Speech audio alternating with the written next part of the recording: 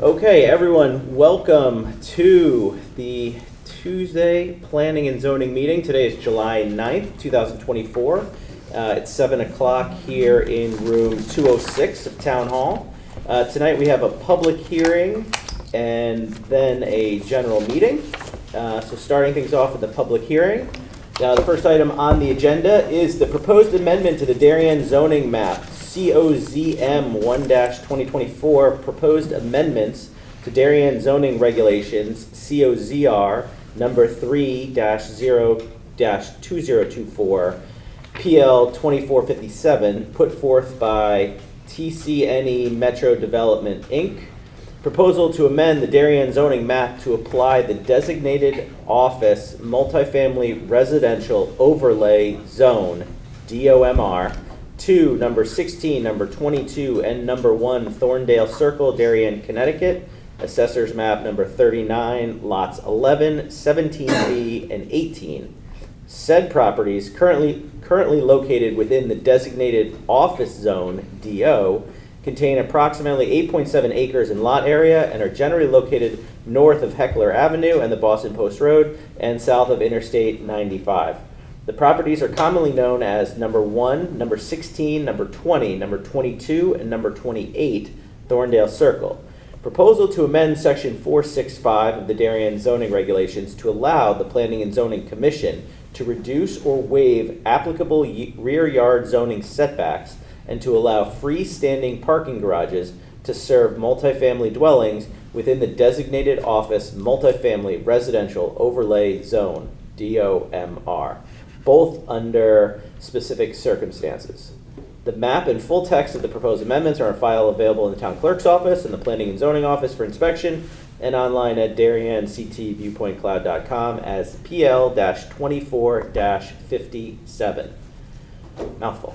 Jeremy, what do we got today? This is a two-part application. The first part is to take the DOMR overlay zone. Now that was a zoning overlay that was established in 2021, and to take that overlay and apply it to the number of parcels you mentioned, which is really the back portion of the Thorndal Circle office park, which is the rear few buildings and the property back there. The second part of the application is to modify Section 465 within the DOMR zoning regulations regarding standalone garages, and there's two minor provisions on that. But you may recall that the DOMR overlay was established for 3 Parklands Drive, and that was really the first step to allow the redevelopment of that property. Jay Klein from Carmody Torrance and his team is here to explain the two aspects of the application. As you know, the commission needs to make a finding on map amendments and zoning regs that they are consistent with the town plan. Great. And just to be clear, Jeremy, there will be a site plan application if this overlay is approved, which will include all of the traffic flow, traffic study, all of that sort of stuff. Because I see some of that's actually in this file, but I don't know that that's necessarily probative to the... Thank you for mentioning that. That was one of the questions we had from members of the public is, this is just a determination of whether to rezone the property. The actual details of the application, whether it ends up being 175 units, 170 units, whether there's a driveway in one location or the other, all those details will be fleshed out depending on what the commission does as part of this application. Of course, if you approve it with certain changes, they'll have to modify their draft site plan. What we usually ask people is to give us a draft so the commission better understands what it could look like. But you're right, the actual details of traffic and parking and drainage and grading all will be the subject of, if the zoning goes through, a separate standalone application which would reflect whatever zoning goes through. So all those details would come out subsequent to this. The applicant did do a little bit of preliminary work, and that's in the file relative to a little bit about traffic, and we'll talk a little bit about ensuring water and sewer capacity, which is one of the findings in the current section 462. But you're right, a lot of the details, how many units, how tall, where they'll be on the site will come later on. Okay, great. And this application has no bearing on any future applications. There may not be a future application at all. One never knows. One never knows. Thank you. Jay, welcome. Thanks so much. Thanks, everyone. For the record, my name is Jay Klein. I'm an attorney with Carmody, Torrance, Sandak, and Hennessy, here on behalf of the applicant, as Mr. Ginsberg mentioned. TC Metro Development, Inc., the contract purchaser of 116 and 22 Thorndal Circle. High Street Residential is related to that entity. And with me this evening, a couple of folks from High Street Residential, some familiar faces maybe from recent meetings. We have Michael Adamo, who's seated in the front, Aaron Levy, Nick DeSatnik, and Jesse Jackson in the back as well. We've also got Craig Flaherty from Redness and Mead, who's a part of our project team, and he's hidden, I don't know if he's actually hidden behind the screen, Luke Shea, who's my summer associate with my firm, and a Darien High grad who's helping us out with this project over the summer. He's in law school now. He's not a recent, or I shouldn't say he's not a recent. He's in law school now, but at Darien High law. Also with us, Jerry Nielsen, the current owner of the property. As Mr. Ginsberg correctly noted, there are two applications that are before you this evening. There's a zone map amendment and a proposed amendment to the portion of the zoning regulations that govern development within the DOMR. I think, Mr. Netter, I appreciate you kind of flagging something early at the outset of this meeting, is that this is not the first, or this is not the last application that you all will see if there is a project that's going to be built here. We will have to file more applications with you all that will require further public hearing, further review, and we can discuss that later in the evening. But I think that's an important point to mention as part of our table setting. We'll start by just giving a brief overview of the site as it exists today, what's going on there today. Then I think it would be good to just introduce for some folks, or reintroduce for others, High Street Residential, and Mr. Adamo can just walk through, his company, what brought them to Thorndale specifically, and why they're excited to be members of the Darien community.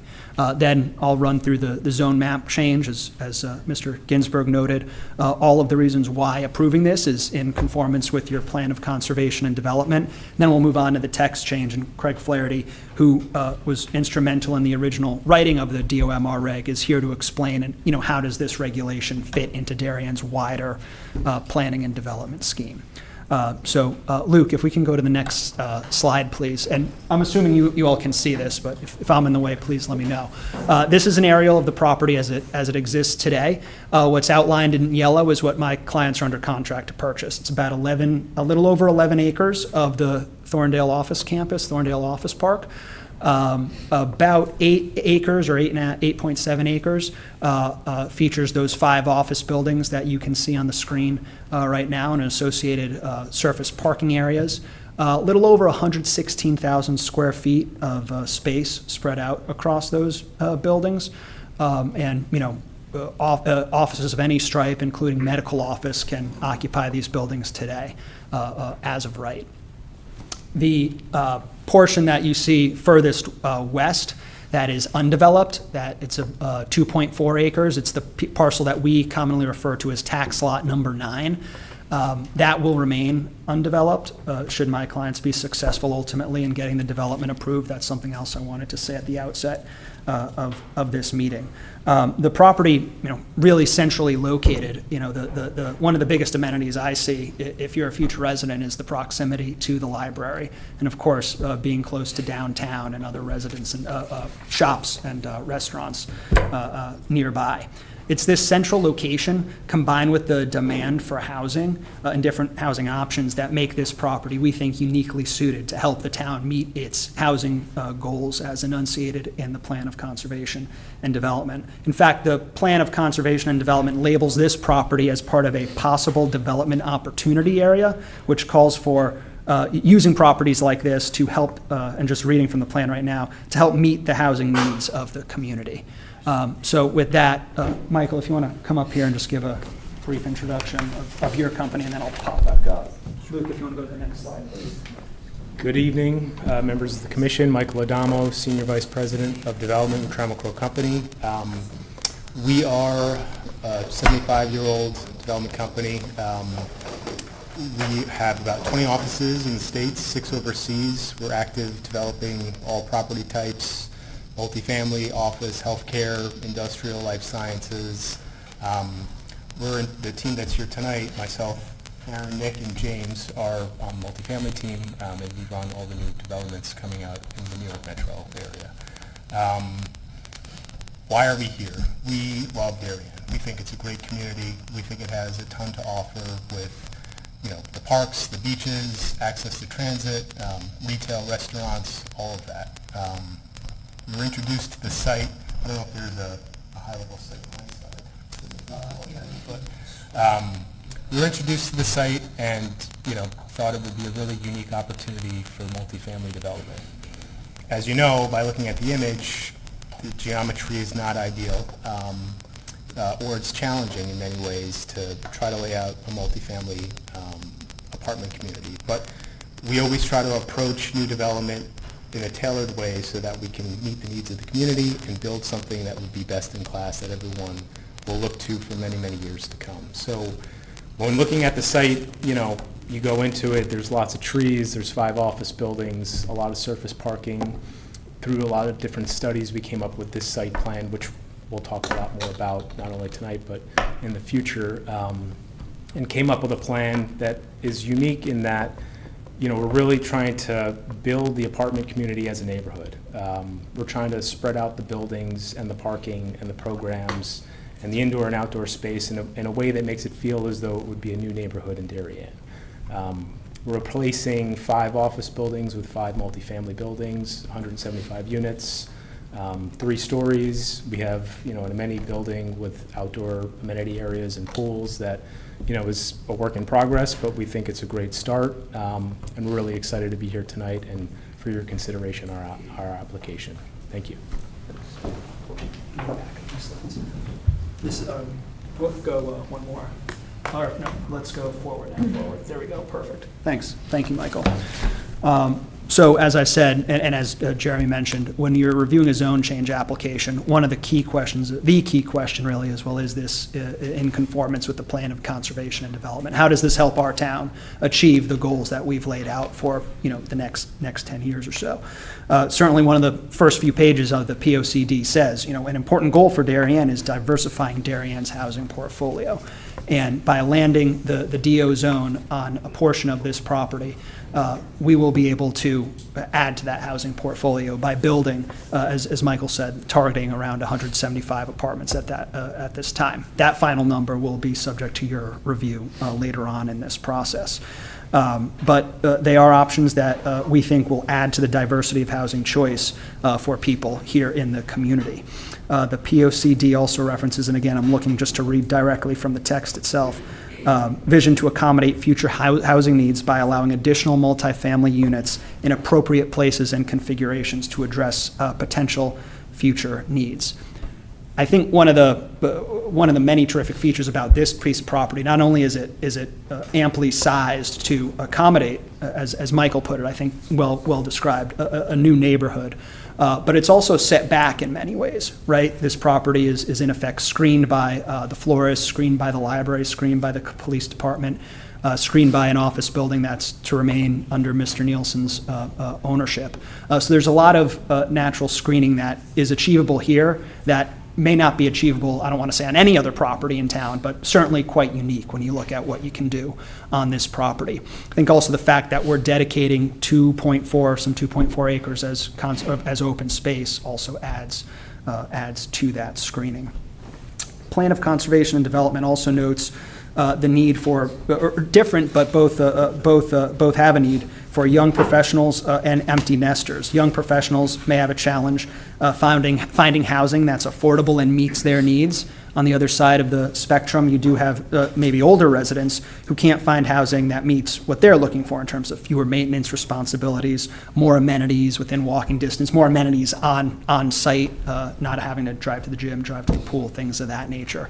And the development that we're envisioning here, the development that can be achievable if you approve this zone change, will help to provide those housing opportunities for that spectrum of current and future residents. This proposal, and Luke, why don't we go to this? This is a better picture to look at than the zone map. This proposal isn't just consistent with the Plan of Conservation and Development, but we also took a look at the housing plan that you all enacted a couple of years ago and found this to be in conformance with the goals and policies outlined there as well. The housing plan, in my review of it, identified a challenge to providing housing that is sort of unique to Darien, but it's something that we all have recognized for a while, that when you're looking at how can you build more housing in town, what's the biggest challenge? Well, the biggest challenge is the limited amount of available land where you can actually build something. And that's what makes this site such a terrific opportunity. Like I said, this is 11 acres total. We'll only be developing 8.7 of it. That's a site that is rare that can accommodate the type of housing that Darien's looking for, that the people of Darien need.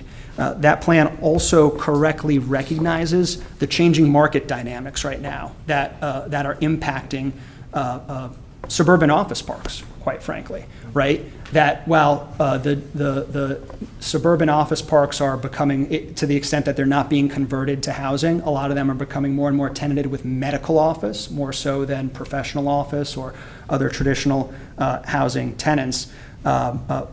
But at the same time, therein lies an opportunity where these properties can be converted to multifamily uses because they have that campus feel that can accommodate that type of development. I think another way of looking at that is that office parks like the Thorndal campus are great opportunities to provide our community with appropriate places to build housing and appropriate places, more preferable to perhaps other neighborhoods that may be more sensitive to such development. You know, this is a larger lot. This isn't a narrow lot in the middle of a single family neighborhood. I think that's something that's important to keep in mind. As Mr. Ginsburg noted, and as some of you noted too, you know, we will be, should we be successful, file an additional subsequent site plan and special permit application, and that will be really the opportunity to dive into the details of the traffic impact or lack thereof associated with any redevelopment of this property. But we have heard from our neighbors, our future neighbors already in this process. I think it was back in, it's either January or February. We had a neighbor meeting, some of the folks who are here this evening. I invited them over to the office park and we shared some preliminary concepts with them. And you all are on the P&Z Commission. You know, whenever there's a public hearing, someone's going to talk about traffic, right? And that was something that was brought to our attention early on in the process. We've had hearings before the Environmental Protection Commission, the Sewer Commission. Concerns were brought up with traffic there. So while it's not completely on point, at least in the nuance and the details to the zone change, we wanted to at least provide an analysis of how does traffic relate to this application. What creates more traffic? And we were able to provide, you all have in the record, a memorandum prepared by Dave Sullivan, a traffic engineer with SLR, who clearly laid out, when you look at an office park like this one, 116,000 square feet, and you compare the trip generation during the weekday AM and PM peak hours, office generates significantly more traffic than multifamily residential, over 100 more trips in the weekday AM and weekday PM peaks. Saturday afternoon peak, there's an insubstantial, 5 or 6 more trips, but clearly when you compare traditional office to multifamily, office is the bigger traffic generator. What I think is perhaps a more appropriate comparison is the analysis that Mr. Sullivan provided on the impact of medical office. Because like I said, and some of you folks may know just with your knowledge in the real estate community or knowledge of the market, it's really medical office that is expanding in the suburbs, right? The Stanford hospitals, the Nuvances, other Yale New Haven, Hartford Healthcare, they're all looking for places to expand their presence, particularly here in Fairfield County. And when you look at the trip generation that would be associated with, generally speaking, a medical office use of this property, exponentially more than not just multifamily use, but just traditional office use. So again, we understand, in talking with some neighbors before this hearing, things like sight lines, level of service, that level of detail. We'll be here hopefully again in the future to discuss those things, but we think this is important to just start the discussion or have in mind. Why don't we go to the next slide? These are just some of the inspirational images we're looking at right now. We'll be with your colleagues on the ARB should we be successful here. Let's go to the next slide. And these are just some images, and why don't we go to the next slide too, showing what we're looking to achieve with the open space, and particularly of import to your colleagues on the Environmental Protection Commission. Let's go to the next slide. We discussed the Plan of Conservation and Development. This is the next chapter in the hearing here tonight. This is the regulation amendment. We think that this is in conformance with the POCD and the housing plan for the same reasons I discussed a moment ago. These amendments will allow the reduction or waiver of the rear yard setback in specific, as the notice that Mr. Balgett read, specific limited conditions. First, the property that's looking to utilize this rear yard reduction has to be located in the DOMR. Right now, there's only one property that's in the DOMR. If we're successful this evening, maybe there'll be 2 properties in the DOMR. So right off the bat, that's a controlling factor on what properties this tool can be utilized for. Next, the reduction or waiver is only achievable along rear yards that are either adjacent to I-95 or are neighboring non-single-family residential uses. So, Luke, let's go to the next slide just to show you how this applies generally to the concept plan we're working on right now. The arrows that you see in yellow are where the zone change would allow us a little more wiggle room if the text change is approved. You see these garages along the rear, the clubhouse. These are about 5 or 6 feet off the property line. 35 is the traditional rule. Point of a setback is, you want to make sure there's a buffer between sensitive uses and other uses. I don't know if the people driving on the other side of the sound barrier on 95 care terribly much how close these buildings are or not to them. And then the other area where there would be allows some flexibility is allowing this building to be about 10 feet away from the commercial parking lot that will be retained by the Nielsen family.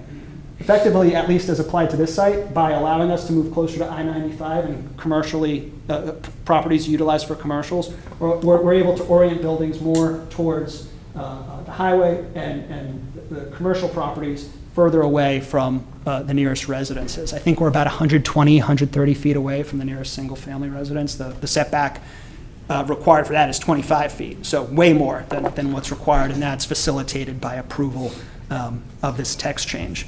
As I mentioned earlier, Craig is here, and what Craig helped us work out, okay, we know how this will benefit our property. How could this impact other properties that are rezoned to the DOMR in the future? So Craig, if you want to come up and help us understand that. Stay here for 1 moment. Sure. Sure, I was talking about a slide, not you, but feel free to stay close. Good evening. For the record, my name is Craig Flaherty, principal with Redness & Mead, a land use consulting company with our primary office in Stamford. I'm here as a zoning consultant to the applicant, and importantly to say, although I do hold volunteer positions with the town, specifically I serve on the Sewer Commission.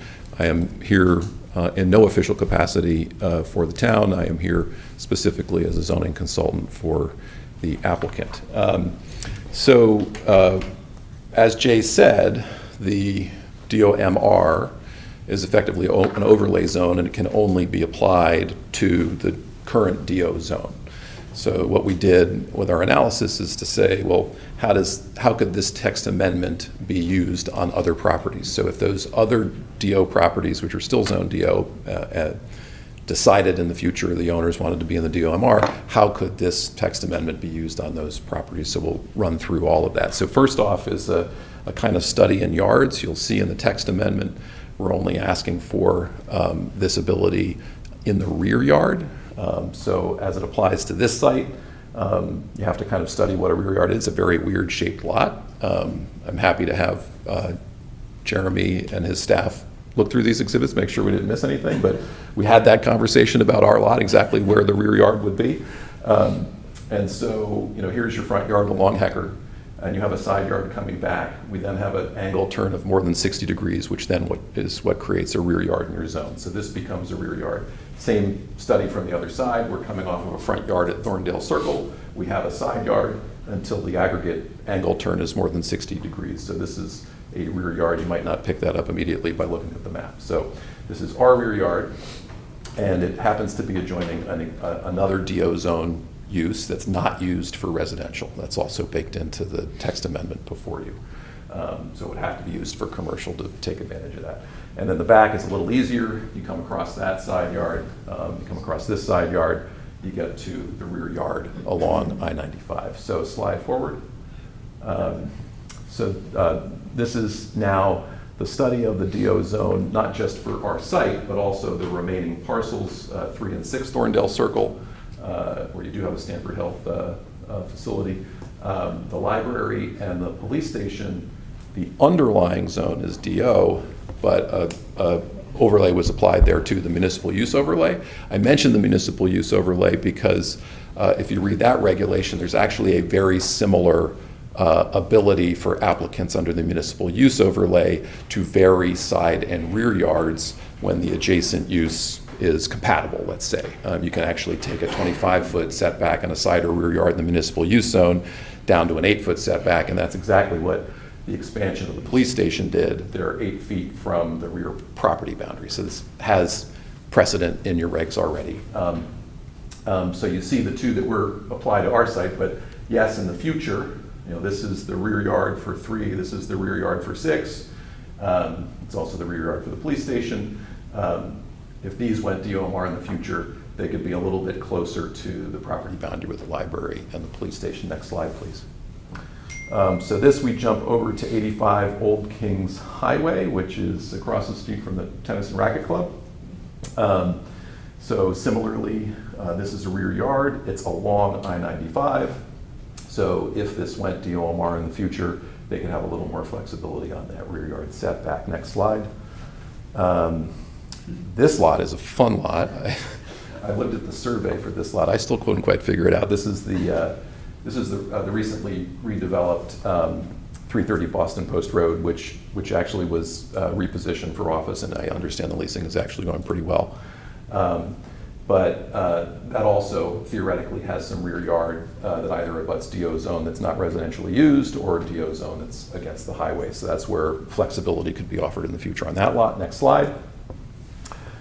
This is the backside of downtown and the properties along I-95 there next to Old Kings Highway. Is it still south or is it north at that point? That's right here. It's Old Kings Highway. And, so again, most of these are rear yards.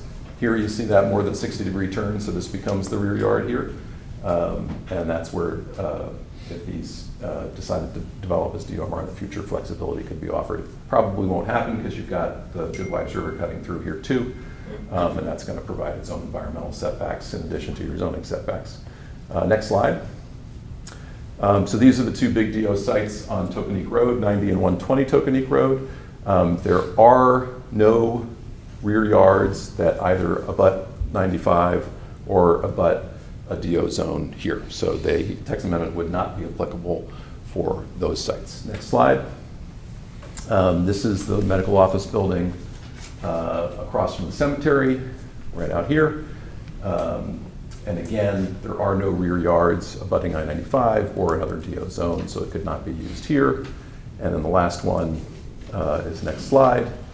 Up into Roden Heights, there's a few DO zone properties on the east side of the road there. Similarly, no rear yards that abut I-95 or another DO zone there. So that's the kind of scope of this allowance, which obviously we think is reasonable, appropriate, and has precedent in your regulations. Thank you. Thanks so much, Craig. A couple other minor points, just at least in relation to the zone change, or the zone map change that I don't want to forget to mention here this evening. In addition to being in furtherance of the plan of conservation and development, there are 3 other sort of check the boxes items that are required. I think it's section 462 that Jeremy referenced. The first is, in order to be eligible for the DOMR overlay, the property has to have been located in the DO zone when it was August 2021, I believe it is, when the DOMR was first enacted. Thorndale was in the DO at that time. In addition to that, there has to be sufficient water capacity to serve the property. Aquarion issued a will serve letter at the density we're projecting at this time. That's in the record of this application. The final question is their sewer capacity. And we had provided in the record earlier some analysis, not just from our project engineers, Patrick Schur and SLR, but also Arcadis, the town's sewer consultant, all finding capacity. On top of that, a couple hours ago in this room, your colleagues on the Sewer Commission approved a connection for this proposal at the density we're projecting. So all those boxes have been checked.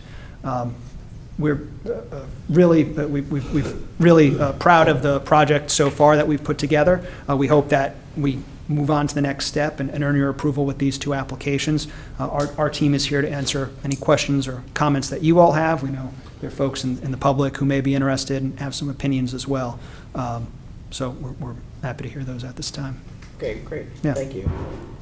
Before we open it up to the public, I should just note we did receive a number of letters from the public here. Jamie Stevenson, a couple other people commented generally in favor. Those are all on the record, as noted.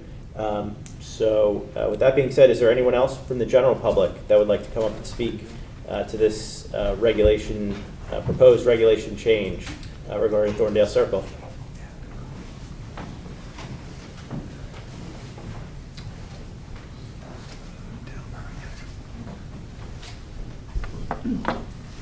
Good evening. Good evening. My name is Rolf Oben. I live at 9 Archer Lane. I don't know where to begin, frankly.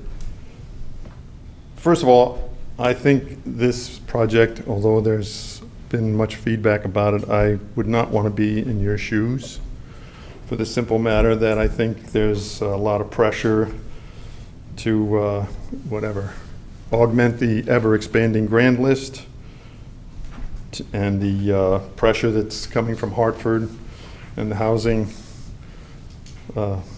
people that are constantly calling for more and more housing inventory, but that's more generated towards affordability.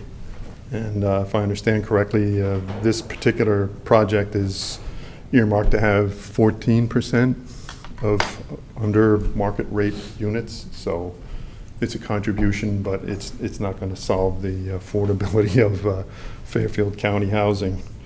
And then there's also the interest of the landowner and developers who want to try and salvage an office park that has proven to lose its market value and now recycle it into something else.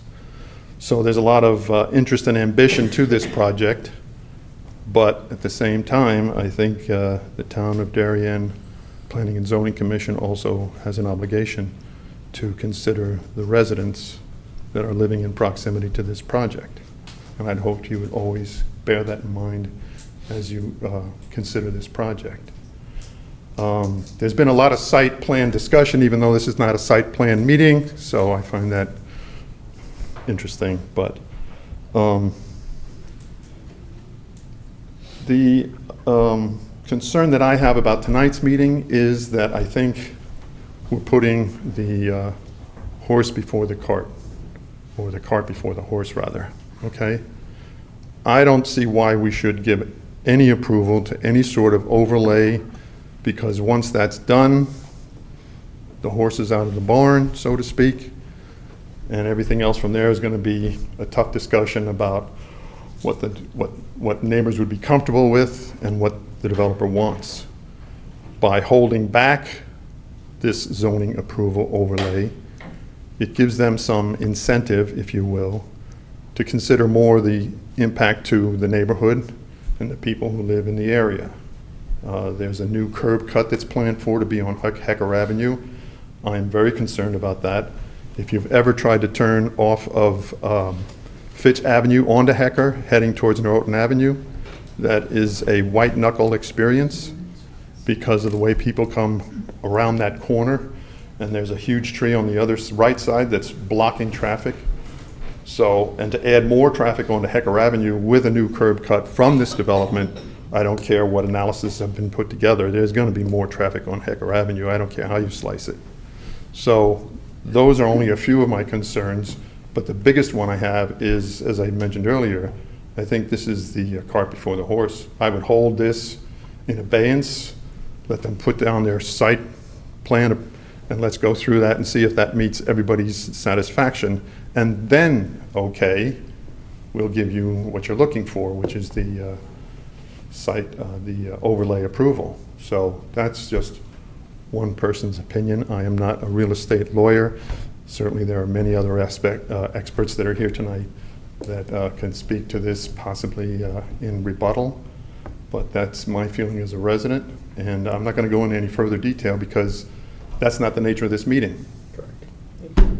Thank you. Thank you for your comments. And yes, just to reiterate, this is not a meeting about what will or will not go there. We'll have future public hearings about that at a later point. So certainly any public comment about those and the scale and the scope and the size and the units and the affordability and all that will be tackled at a different application at a later date. I've expressed myself. I have nothing No, more we to say. appreciate it. Thank you so much. Is there anyone else from the general public that would like to come speak to this? Sir, please, welcome. I am Jerry Nielsen. I'm president of a family's company, the Nielsen Company, and we currently own the office park and the adjacent office buildings and florist. We've had the florist since 1944. We plan on keeping the florist and the office building behind it. When looking at the office market for the past 15 years, it's been in decline, and we decided it's time to redevelop. How do you go about this? What's the highest and best use? What's good for the town? We look at what David Genovese has done downtown, which has been absolutely incredible. We all were a little reserved as it starts coming out of the ground, but I think the finished product is fabulous and really well received. We need more diverse housing in this town. I've grown up here and I've seen people go from empty nesters to New Canaan or to other towns because they don't have the type of housing that they need. David's done a project downtown, which is different from what this is. This will be, I think, more designed with the on-site amenities, which will be helpful for older empty nesters, which I hope we can attract.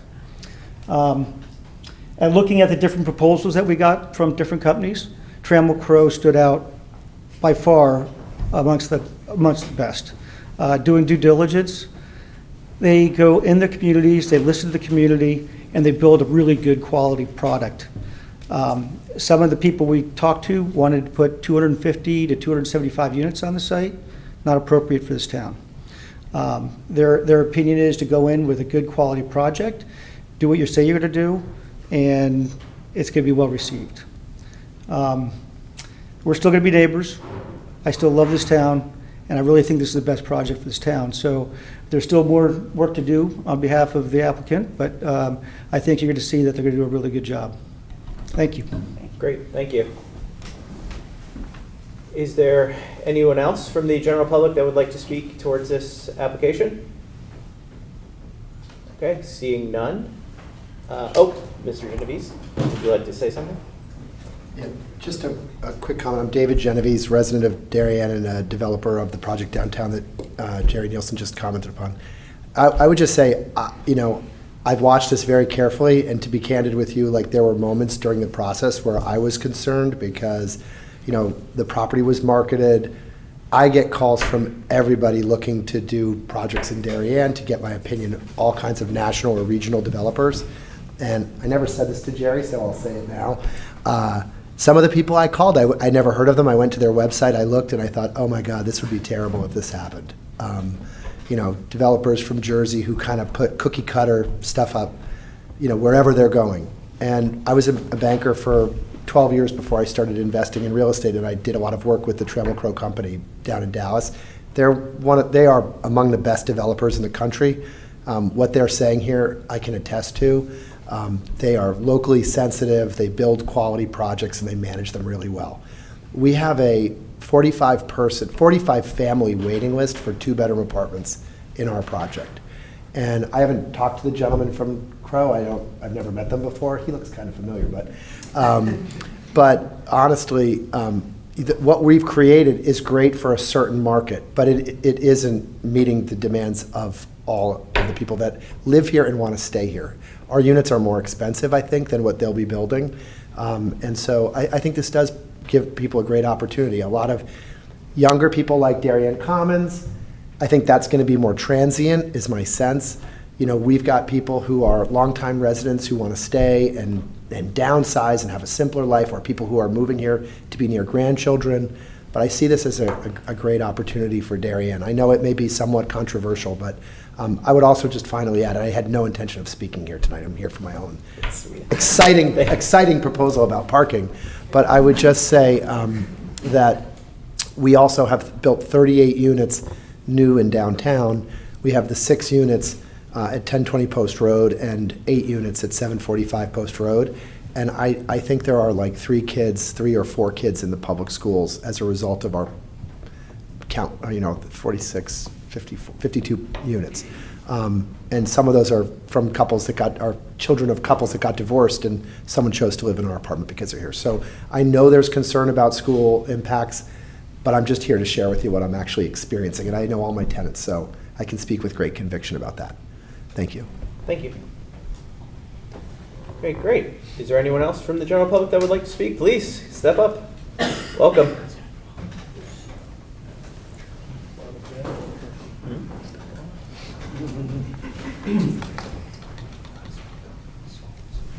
Just please state your name and Good address. evening. I'm Cheryl Russell. I live at 18 Fitch Avenue, Welcome. right in the back, off Hecker Avenue. I understand that this is a hearing about an overlay zone. However, being that it's July, and I'm not sure whether you meet in, do you meet in August? No.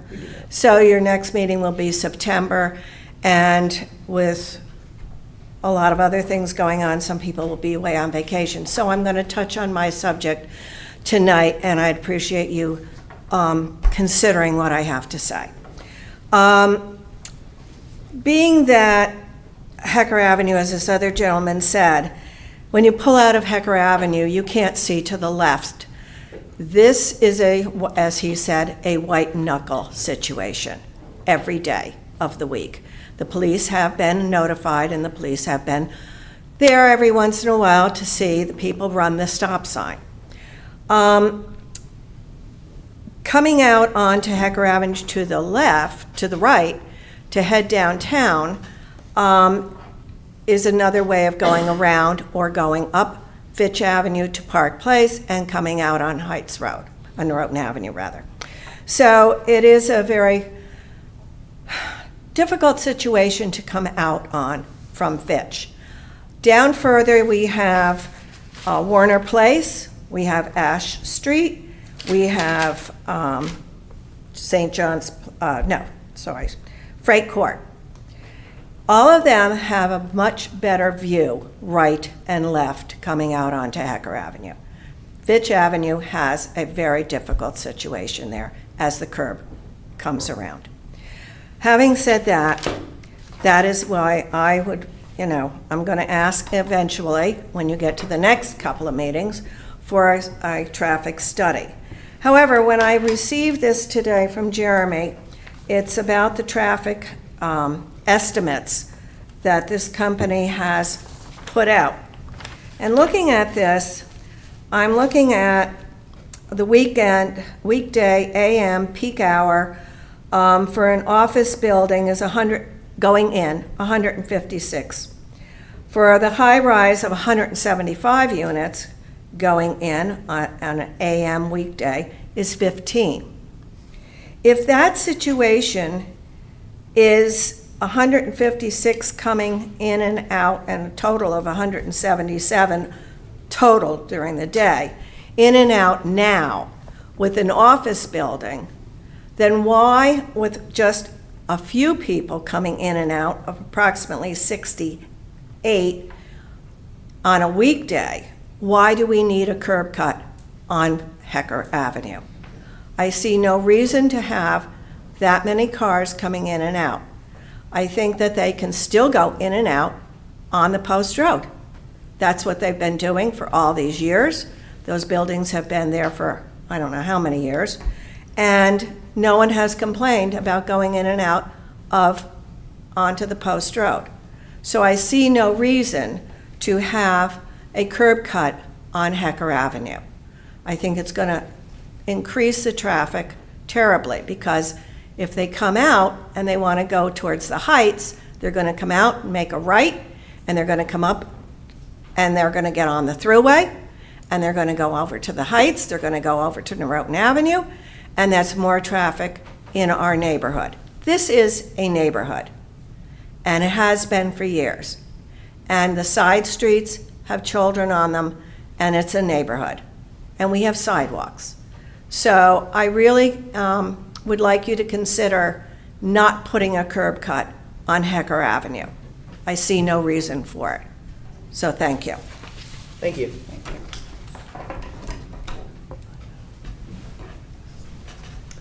Is there anyone else from the general public that would like to speak? Ma'am in the back, please.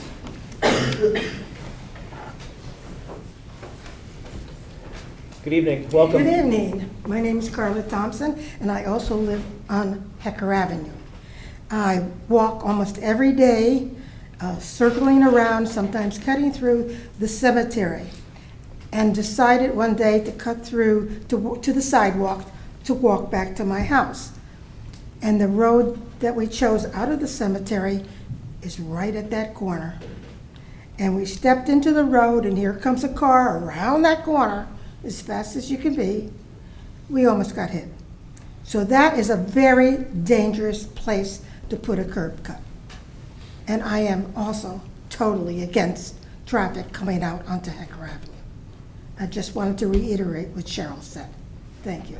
Thank you. Thank you. Is there anyone else from the general public that would like to speak to this application? I am seeing none.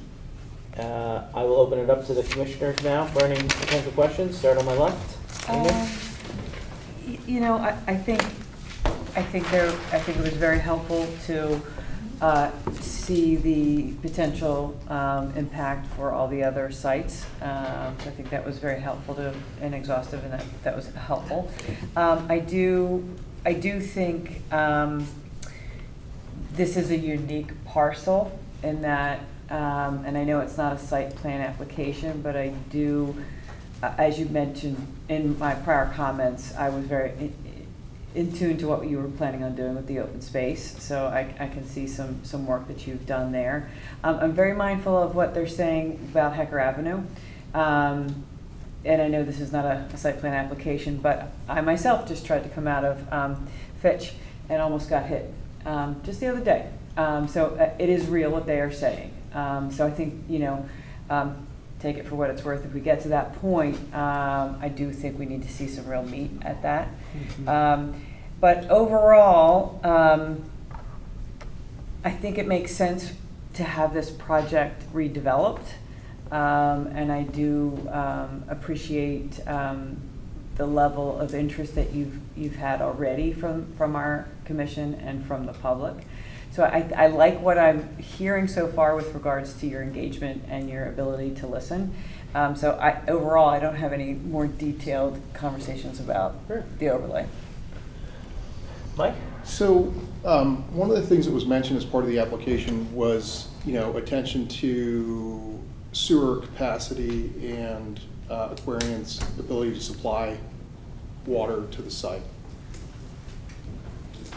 Just to be clear, you're not saying that that's part of the proposed regulation. You're saying that that's part of what should be looked at in identifying Yes. the potential And you've dropping just of given the us a- overlay. Just sort of explain to me Sure. where you're headed with that. Absolutely. So That's a prelim. Yeah. Why, Yeah, why, that- why is that part of this? that's part of this, because in order for a DO property to be rezoned to DOMR, you an applicant have to make a showing that there is sufficient water capacity and sufficient sewer capacity. So the way we can do that at this time is by getting Aquarian to say, yes, we will serve this, and the sewer commission to sign off on the connection. So that's not new, that's already part of the DOMR process. Yeah, so that's part of the existing regulations. Correct, to yes. land this type of zone. Correct, In yes. DOMR. And then you had a slide that confused me dramatically throughout this. There's one of your slides has a bubble around it, with sort of a 50-foot check or dashed line. Down one. No, other way. That one. That one. Oh, so this is the. Where is that R1 fifth zone that's in the middle of the highway?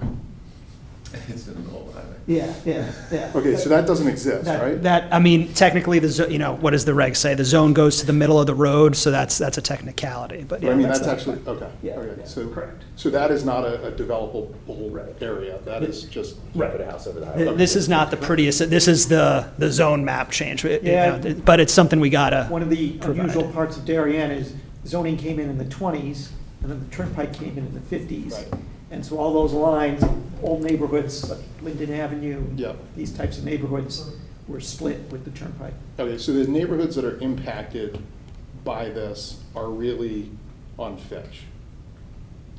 And Hecker. And Hecker. And all Excuse me, the- yeah. and Fitch and Henry, right? And freight. Yeah. Freight. All the roads off Hecker. Yeah, all the roads off Hecker. Just that sort of area to the, I'm Yeah. just gonna call it the left of the development. Yeah. There's nothing across the highway that. No, there'd touches be on no, this. no. I think, if I may, I'm sorry, I don't want to interrupt. No, if you're you're- fine. Okay, to that point, I just want to reiterate, and I think Ms. Barasanti was kind of getting at this too. We've really taken it upon ourselves to engage neighbors because we understand there is sensitivity, there's always concern. No one makes an applicant, and we've all seen people who don't do the outreach, who don't do the notices, even if they're, if they're not required. Trammell Crow wants to do things right. They want to make sure we're doing right by our neighbors, and we're always open to listening to what they have to say. I think I've given my cell phone and email to a lot of folks that are in the audience today, and we're always available for those conversations. For this particular application, and this may be a little too in the weeds, but there's no requirement to notify your neighbors of this type of public hearing. We notified This isn't the folks. site plan. Right. This is we- just a zoning right. regulation change, right? We I think it was 300 feet, or, usually it's 100 feet. We went and tripled that because we want to make sure, look, people can disagree, but we want to be transparent and we want to be good neighbors. So that's, yeah. And I think the only thing I would add to that is there's a pretty clear narrative about the use of Hecker. So Yes. when you do get to your site plan, be mindful of that. And, Yes. and take into account the neighbors' concerns Mhm. and walkability, Yes. right? Yep. We talked about that, Amy and I, Yeah. we talked about that when you initially brought this up. Mhm. We really want to see walkability. We want to see this as part of an integrated part of that part of downtown or this part of Darien. So, you talk about making it a community, really build it into the community. And I think it's going to be a great project for the town. Anything And else? that's all I got. Jamie? I agree, I was going to make the point about walkability, and I know Amy did at the last meeting. As someone that frequently runs or walks through that area from near the Heights, when you're in train station, I do see that the issues that have been raised, and I think not just the traffic, but the connectivity is very important too. I mean, the last thing that I would say is, this is, the way you started the application, to me, I'm very mindful of the fact that this is a parcel of land that it does impact some neighbors, but in large parts, it is kind of carved and hidden away. So, in some regards, that's your benefit and that's your challenge as well. To Right. integrate it and to make it purposeful to the Yeah. neighbors around you. But yet, you have an opportunity to minimize the impact if you're smart about it. Right, yeah, that's a great point.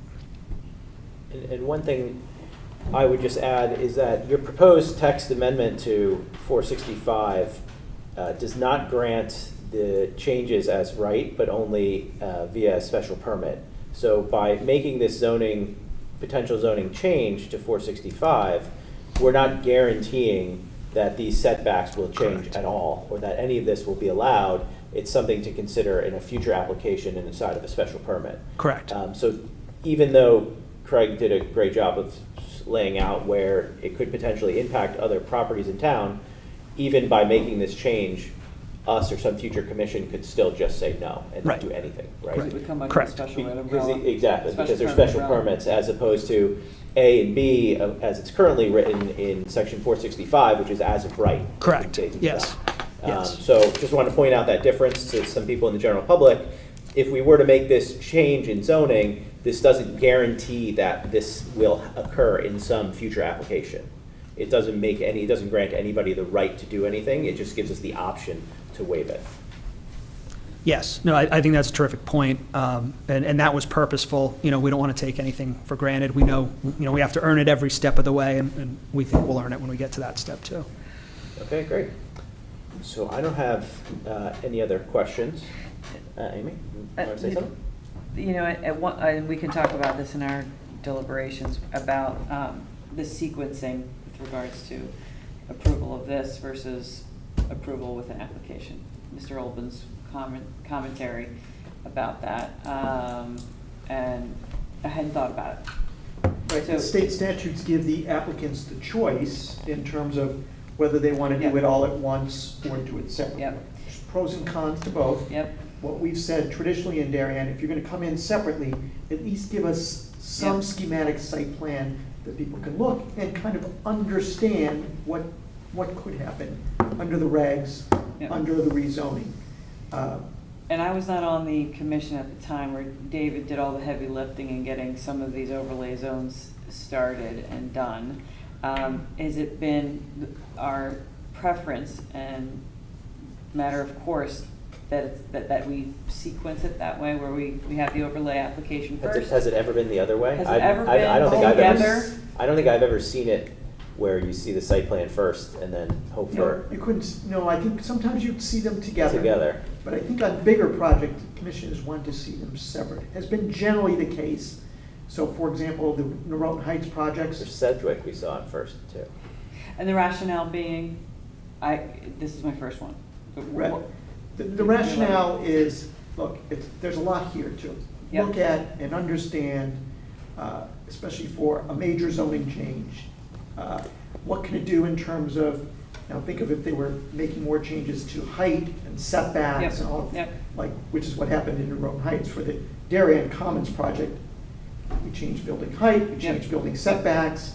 It was very significant. So those were done separately because of the scope of the project. As a question, if we were to allow the DOMR but not change 465, they could go to ZBA and get variances. Unlikely. They could apply, you're certainly welcome to apply, but I think the fact that the commission would not approve it would give the Kill it, yeah. ZBA much The hardship would be cause. difficult. So I would sense that would not be successful at the ZBA. But you're right, there are two There's- separate decisions that need to come out of this commission. Right. The One overlay, specific should we to apply the that, overlay zone and one- and should we change 465? That's correct. Just a couple of comments to those excellent points. I think with the zone change, or with the text change, I'll start there. I think what you said earlier, that the fact that that's a special permit request, that's not an as-of-right obligation of the commission, I think that's just something important to keep in mind in your deliberation. I think the question of, the sequencing of things, if the zone change is approved and then we come in with our site plan and special permit, that's not a freebie, that's not a gimme, right? That's a very thorough review, not just the four of you, but by Mr. Ginsburg, his staff, other folks in this building. You'll have, I think Mr. Russell mentioned, traffic study. Not only will we be required to provide a full traffic study, but you will have your own independent traffic expert, so you won't have to take our word for it. You'll have your own expert advising you on levels of service, sight lines, safety, walkability, things of that nature. I liken the analogy to you're building a house and you're not going to go through all of the detailed construction. I think that's a great point. drawings Yeah, that's a good if analogy. You know you're not going to get Correct. you're not going to Yes. get the zoning board of Right. appeals approval. Got it. Right. Got it. right. Okay. I think the other thing, I'm sorry, I didn't mean to interrupt, but just something else to keep in mind too. We have, because there are the proximity of this site to the Stony Brook, we have filed an application, and your colleagues on the EPC are considering an application as this relates to wetlands. If they issue a decision, that will also have a little bit of limiting power on what we can bring forward in a site plan or special permit application, because we can't make any changes that would increase the impact on the Stony Brook or associated wetland areas. Similar, your colleagues on the Sewer Commission, right now we're projecting 175. If we go up to, some of those higher numbers, we would then have to probably go back to Got it. those Got folks it. as well. Okay. So there are controls, we're not, Yeah. yeah. Got it. Okay. Great. Okay, That being said, thank you. thank you. Thank you. Do we want to make a motion to close this? Yeah, the only thing I want to ask for, Jeremy, can I get a printout of Craig's slideshow? For whatever reason, it hangs every time I try and pull it up. Yep, we will print that out for Yeah, you. just for deliberations. It's part Yep. of, it's part of the record. It's already in the record, but yeah, we'll print it out for you. Oh, thank you. Great. This is hard copies of the presentation. You know, the presentation I get over, it was Craig's where it showed in the it. different zones. It's in the, it's it's in in the there. presentation. It's in there. Yeah, And I think it's in the application. It's in, yeah. Okay, Yeah. we'll get that to you, Mike. yeah. Okay. That being said, do I have a motion I'll take to that, yeah, I'll close? make a motion. Mike makes a motion. Do I have a second? Amy makes a second. All those in favor? 4-0. Hearing's closed. Hearing is closed. Thank you. Yeah, you gotta scroll down a little bit. Okay, we'll give a minute or two for some folks here to walk on out before we get started with the second one, since I've gathered that was the bulk of the public hearing. Interest? Oh, there. Yeah, so it's kind of, it's like slide, yeah. it's- Yeah, Jeremy, sorry. You got it? No worries. That to me is the most interesting, because like, where else are we going into Yeah, where this? would we hit it? That was the main thing I looked at. And it doesn't seem like there's a Yeah. big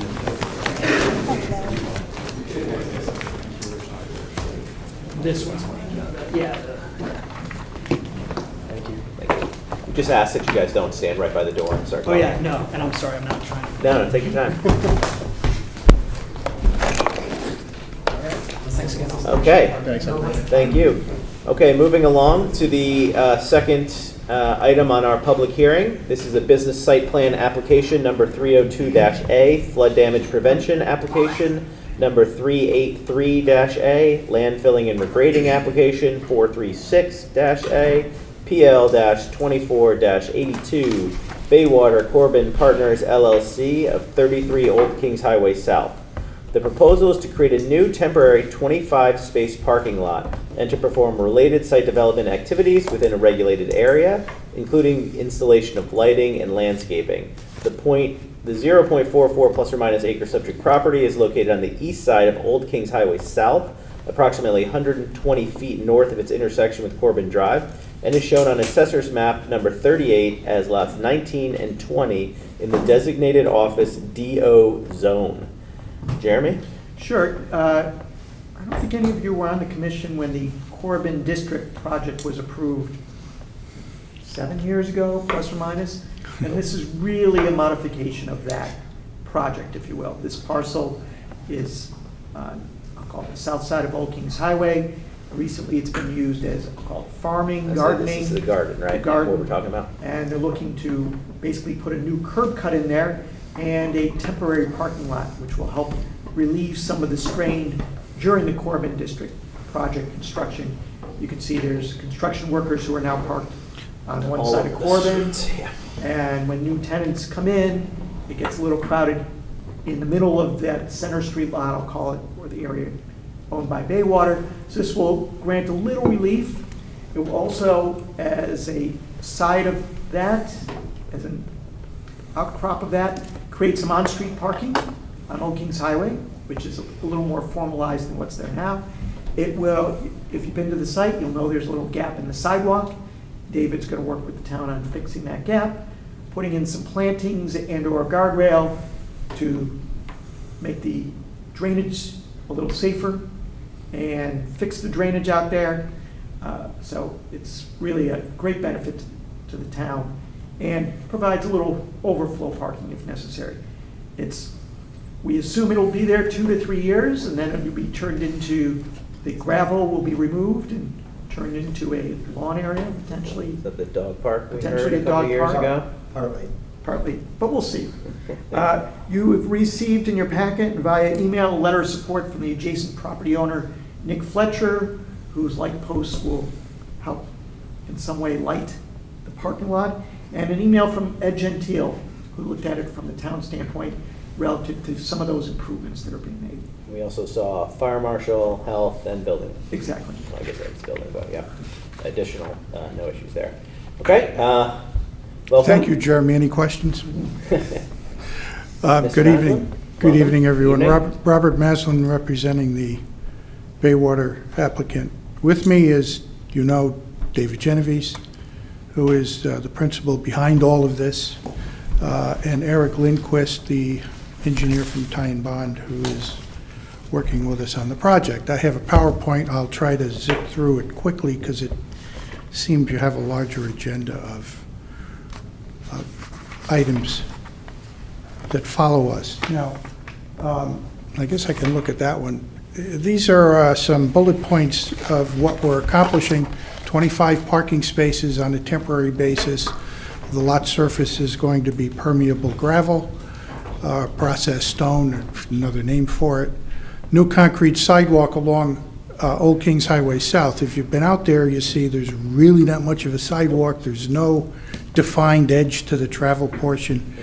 I'm told that that sidewalk is already in the town budget, so this is a great opportunity to actually go forward with that. Planting enhancements along Old Kings Highway South and the northerly boundary next to, I believe it's 23, the Fletcher building next door.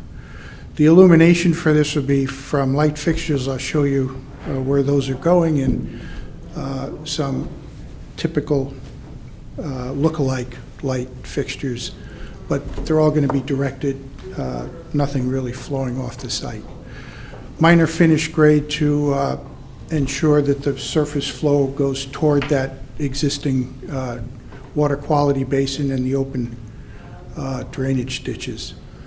And initially, this will be temporary parking for a tenant at 34 Old Kings Highway South. What's interesting here is the Baywater folks have moved out of their building into the next door office building, and this tenant, which eventually will go in the main part of the Corbin project, is going to be in this 34 Old Kings Highway on a temporary basis for the next 2.5 years or so. And as Jeremy mentioned, upon completion, this becomes a new public dog park. Actually, just a correction. The idea is that there'll be a private dog park and a public open space. Okay, private dog park, open public space. Got That's my not words part of this jumbled up. application. No. Pardon me? That's correct. That's not part of this That's application. correct. No. Okay, existing conditions, here's the aerial. I think the easiest thing, if you go on Google Maps and you search for Darien vegetable garden, that's what you get. Eric Yostin had run this as a kind of an informal farm, and somebody put it on Google Maps as a landmark. Instead of this construction activity here, this is now a water quality basin. Yeah. You've seen it. Don't know how much it really functions, but that's the existing condition. 34 is right here, and then the Fletcher building is up here. Some pictures of the existing, this is the farm with a Baywater truck in the middle of it. This is taken from a little bit farther down Old Kings Highway South, looking back toward the Fletcher building. And that is our water quality drainage item. And here's our proposed conditions. I can run through these quickly and then have Eric answer questions, or we can have Eric go through a whole presentation if you'd like. I could do it the short way. Okay, here's a overall site plan. You'll see there's a property boundary that's along in here. It's not really a property boundary. It's a division line between two assessors' lots. But these are both 33 Old Kings Highway South, and they're both owned by the same entity. Flood zone boundary runs along through here, and I believe that this line is the upland review area. You have it backwards. Oh, I have it backwards. This is the flood zone, and this is the upland review area, which is 100 feet off Goodwise River. So some of the lots in the upland review There's area. a little better layout here on the next slide. Sidewalk is shown along here. This is going to be a new catch basin in Goodwise, Old Kings Highway South. planting enhancements along the road here and separating the road from the quality basin. This is basically a tracking pad, and then the rest of this is silt fencing, and then up along the northern boundary, green giants, which are new plantings. This is a photometric plan. This is a sort of a typical looking light fixture. It's going to be similar to that. So I thought what I would do is run out and take a picture of the existing Fletcher fixtures. What's going to happen is these poles will be the same used for the new fixtures, and they'll just face the other way. But they're going to be similar to that type of Will you be fixture. mounting the lights on those poles? Pardon me? Yes. Just so they'll be like a T, basically. Most, yes. Yes. Yep. Yeah, let's see. What do I got here? Oh, here we are. Referrals. Jeremy went through these. I'm not going to go through them again, but all of it seems to be positive. There really aren't any negative comments from anybody. The next door neighbor is strongly in favor of this. The health department says no issues. The only comment from the building department is make it ADA compliant, which is pretty straightforward. The only other thing we have to do is go to the EPC Commission meeting tomorrow. So you don't have approval yet from the And we don't have right? approval technically from them, but they're also treating this as an amendment, and we have a very positive, I think a positive, well thought out memo from Rick Talamelli that's in the record here. It's on the application. Even though you're taking page. away Eric's garden. Pardon me? Even though you're taking away Eric's garden. Well, He's my neighbor. I've been over there I don't know how many times. I just walk across the street from my office, and No, it's okay. the vegetables are great. And, EPC is scheduled to meet tomorrow. Tomorrow. You've seen Rick Talamelli's report, Yep. which notes the many positive aspects of water quality and some other, the work that Eric has done on the drainage design, and the fact that it's only temporary. From a technical point of view, do we need to keep it open to get a positive EPC report? Or can we keep it open You can- like administratively till Friday, so that can be part of the public You record can technically close the hearing, because it's an EPC report which can come in after the hearing? hearing. Yeah. And they did not hold a public hearing on this. No. It's going to be a general meeting. correct. Which EPC, if they find that there's potential for significant impact, has to hold a hearing. In this case, they said, we're Got it. not holding a hearing. Okay, so that doesn't hold us, this doesn't roadblock us. That's correct. You Okay. can still close the hearing, accept the report as part of your record, and then deliberate as soon as next week. I see. You can accept the report into this record, even though the Which it hearing is is. closed, because it's coming from another town agency. Right, okay. So I know he sometimes can't help himself, but David's here if you have any questions for him. Do you want to? Well, I think before I open it up, well, actually, before we get into our questions, is there anybody from the general public that would like to speak to this hearing? I am seeing none. I think the only question I have, generally when we see parking lot changes, are regarding the lights. Typically the hours, are these lights going to be on 24/7? That is a question Do they for Dave. turn off solar? What's that look like? Are there, how does that, there's also a safety factor at night. Mm-hmm. It's going to be overflow parking for an office. So just how do the light, I don't know how the lights work at the building next door, to be honest with you. so. Right. David Genovese for the applicant. I mean, to be candid, we're not 100% sure. The intention is not to have them lit 24 hours or, through the dark hours of the night, but we want to see what the tenants are, how they're using it. The tenant taking the space across the street, many of the people work late at night, so we just want to make sure people are safe. I can't imagine they're on after 12 o'clock, midnight, but we just want to make sure people are safe. So we want flexibility, and the only residential people in the area are our customers, so we'll make sure that there's proper shielding of the light, so it's not going to cause a problem for the nearby tenants at 35 Corbin Drive. Right. And so I know that are you putting lighting only on the side that's directly adjacent towards the other office where you can use the poles, or are you adding? We're poles only using the on poles that are both there because this is only intended to be So it's temporary. just gonna be whatever, and this way you don't have to tear poles down in 2 Correct. years. I see. Correct. Okay. And, you know, one thing I would add, because I work there and I see it all day, it's amazing, and maybe you've all noticed it too, the number of people that are walking into town now and up that Corbin Drive sidewalk is amazing. The number of people walking dogs in and around downtown now is amazing. And there is a break in the sidewalk in that area. And so a lot of the people who come from like Locust Hill and come around, or go from the office buildings on Old Kings Highway South down to Corbin Drive, there's that break. So this will be, you know, it's been gnawing at us for a while. Ed Gentile and I met with Rick Talmelli a few weeks ago and talked about this. And I think Ed, Jeremy, we walked it too, I think, a few months ago. Because I just have seen this hole. I think Ed put it in the budget, but we'll do some of the work and the town will do some of the work. We have to reconfigure the drainage system slightly. We have to push the head wall in so we can create a properly sized sidewalk. Otherwise, we would have had to have a thinner sidewalk in an area which Ed did not like, and we agree. So we're going to spend some extra money to make it right and have a consistent width, a consistently wide sidewalk. And the catch basin that you're adding, that's gonna remain permanently. That will remain You're not gonna dig permanently, that up in 2 right? years. Because right now, there's no drainage in that area, and the water really runs, it sheet flows from Old Kings Highway South into 33 Old Kings Highway South. So when we add the curb associated with the sidewalk, there'll be a blockage. So I think, you know, Ed and Eric worked out a plan to And set that that up. basin, is that gonna connect into that overflow pond?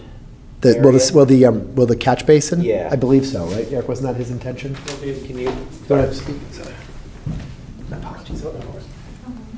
For the record, Eric Lindquist, Senior Project Manager at Ty & Bond. So the catch basin is serving a couple purposes. That'd be great. You can go back to the other slide. So current. Let me enlarge it a little bit Yeah, here go for for it. you. Let's go right there. Right there. Yeah, perfect. So as you can currently see, this is where the proposed catch basin is. Currently, there's no curbing here. Yep. So as part of the safety improvements, it hasn't really been talked about, is right now it's a flush condition, just sheet flows off. So connecting the sidewalks, you don't want that at grade. So for safety purposes, it's going to be a 6-inch curb, which will help with traffic. And one of the issues that comes with that, which Ed and I spoke about, is that now you have drainage being caught here, can't sheet flow off the road anymore. So this is a very flat slope through here. So one of my recommendations is to add a catch basin here, because if you go out there currently, a lot of the sheet flow comes off the site and goes right through here and goes into the channel. Yeah. So you're pretty much putting a curb right where it wants to go off. So this would be an ideal spot for it. And what we're going to do is construct the catch basin over the existing pipe. And if you look right now, it kind of continues on here, and this is where it discharges. And if we extended it out, like David had noted, to move the head wall out, this line would come over here, which isn't necessarily ideal. So this gives us a point to now redirect the storm flow more Right back angularly into it. across that way. So they're go all back gonna the be other way. connected. So it's an overall improvement all around, so it works Correct. out really well. Okay, And great. that's not piped all the way down, though. That's sheet flow at that point? That's surface level? From here? Yep. Yeah, that's sheet flow. That goes off through the water quality system that's there now and then goes off that way, yeah. Gotcha. Oh, that's where the pond is. Okay. Yeah, this is the diversion weir that was put in for the Corbin district. That doesn't work. It works. As Bob said, it didn't work. Well, it's, It has questionable value. it's the value issue of whether It it's works. It certainly providing breeds mosquitoes. beneficial water quality or not. Okay, I'll open it up to the commission. Amy? I'm good. Easy. Mr. Nutter? A couple questions. 34 Old Kings Highway, how many spaces does it need? I mean, I probably counted on the aerial. Do you want me to? Yeah, go ahead. Just, I can touch on that. Again, David Genovese. So 33 Old Kings Highway is our office. So we're moving temporarily out. We share the lot with 36 Old Kings Highway South and 1020. So there's like a, not a, Doesn't come up. it doesn't show the whole thing, but those are all owned by basically related parties. And so we have just have like a shared parking agreement with each other. And this was all subject to the approvals that we received for each of the projects over time. In reality, you know, we built the Corbin project in 2 phases so that we could preserve the opportunity for the existing retailers to stay in business. We had the right to terminate all the leases and basically say to Bill Jensen of the Toy Box and Erica Helen Ains, and you can go on vacation for 3 years and come back when we're done. We realized over time that like we would have lost some of the iconic retailers of Darien, so we came up with what we thought was a better scheme to do the project in 2 phases. The reality of it is, this all sounded great in this room. The reality of it is that having most of the parking for the Corbin project is in the 2nd phase.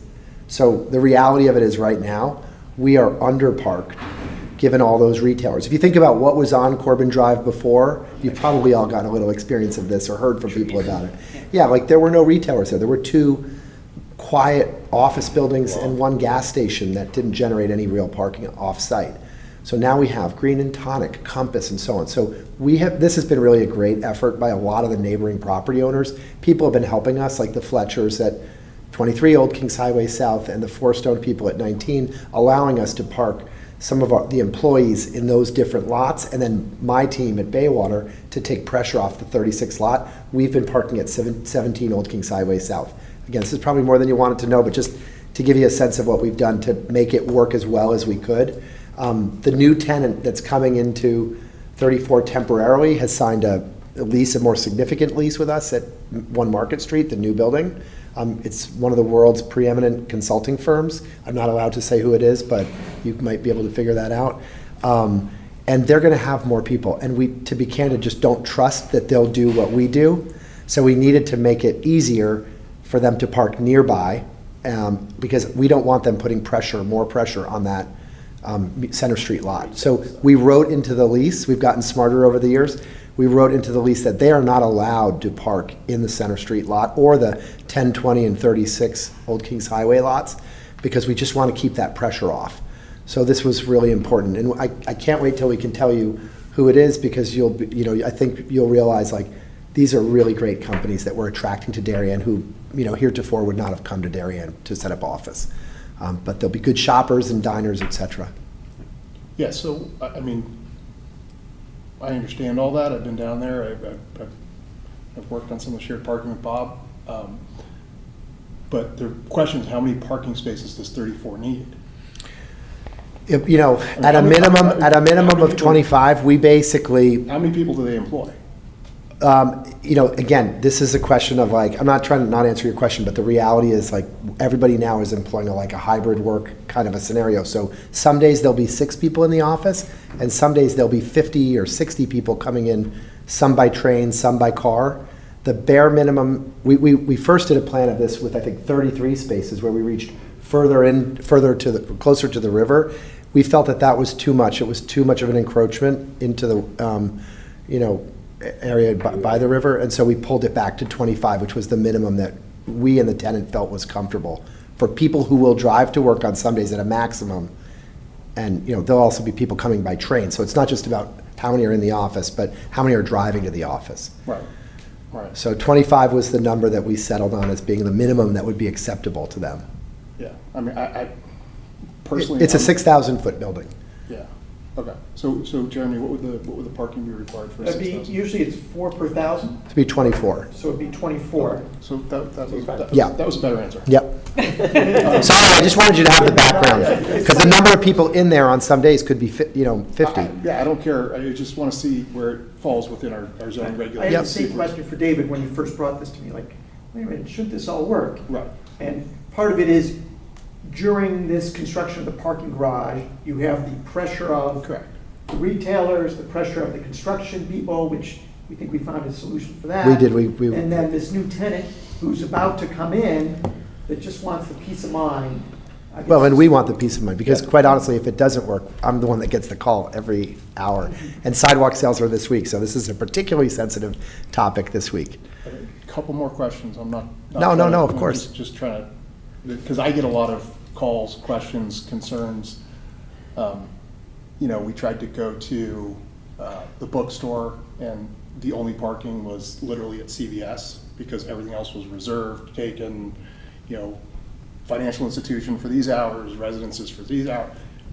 This, it sounds like it's going to be reserved for 34. Correct. Is this going to be another monitored lot that is reserved specifically for them, or is it going to be overflow parking for everyone? It's going to be gently monitored. I mean, we're not going to have a guy out there, harassing people if they park there, but it's going to be signed reserved for the tenant. And is there a Candidly. long-term solution to this monitored parking? Because I get a lot of calls. People and don't like the questions. monitor. I would say, honestly, like, when we're done with phase 2 and we open up the 800 parking spaces that we're creating in the second phase, the world changes, from a mathematical, parking point of view, because we added a lot of retail demand and we really didn't add much parking. Right, If and you- that's that's sort of the my- problem. right, So- and that's my concern, and that's, yeah. as many calls as you get. Yeah. We get No, the same I know, calls, I know. and they're anonymous, and they're, so they're much angrier. Yeah, no. Oh, no, I get angry calls, believe me. I get very angry calls. I've been given the finger. It happens. I mean, So- this brings, parking is Yeah. it's an agitator of people. It's a tough topic. So, yeah, okay. So phase 2, the answer really, and we put this on the construction updates of our website. We put it on social media all the time. We'll be doing it in the next couple of days before sidewalk sales because, we got through sidewalk sales last year and it worked okay, but it's tighter than it's ever been. The relief will come when phase 2 is completed. And what's the projection for that? Summer, fall of '26. Okay. And then the last thing, I don't think we'd be doing our job, safety crossing the street. Is there going to be some sort of crosswalk or some sort of mechanism, flashing light, nothing? No, there's no intention to do that. People cross, the traffic on Old Kings Highway South, honestly, like, and I worked in 34, I work at 30 now. It's not high traffic. It's not that kind of traffic as I've experienced it. But you said people are being working late at night, like off hours, like, it seems to me like. Oh, yeah, you wanna but have some it's sort of- lit. The area is lit, though. If you go by there, even on your way home tonight, you'll see, we did put a light on 36 Old Kings Highway that shines down toward Old Kings Highway South that lights the street in that area better than the mastheads that are there. And then we'll be adding the lighting in this lot. So if the lighting isn't good, we'll find a way to adjust it. We're happy to have that conversation with the town. We want to make sure it's safe. But in terms of crossing the street, traffic crossing the street, I mean, having worked there for a while, I don't see it being a risky area to cross. It's not a high-traffic road. Well, but there's not a lot of people that are crossing it, right? Right now, you've got probably 5 people crossing that road, but you're creating a lot for them all to cross. No, I would tell you, Buildings at the all of end, the they're people all that work going at to 23 Sono. Old Kings, all the people that work at 19 Old Kings Highway South, they're coming across that road to go to lunch every day. 9 Old Kings Highway, the portfolio advisors people. There's people, I mean, you see it, Bob, right? I mean, it's.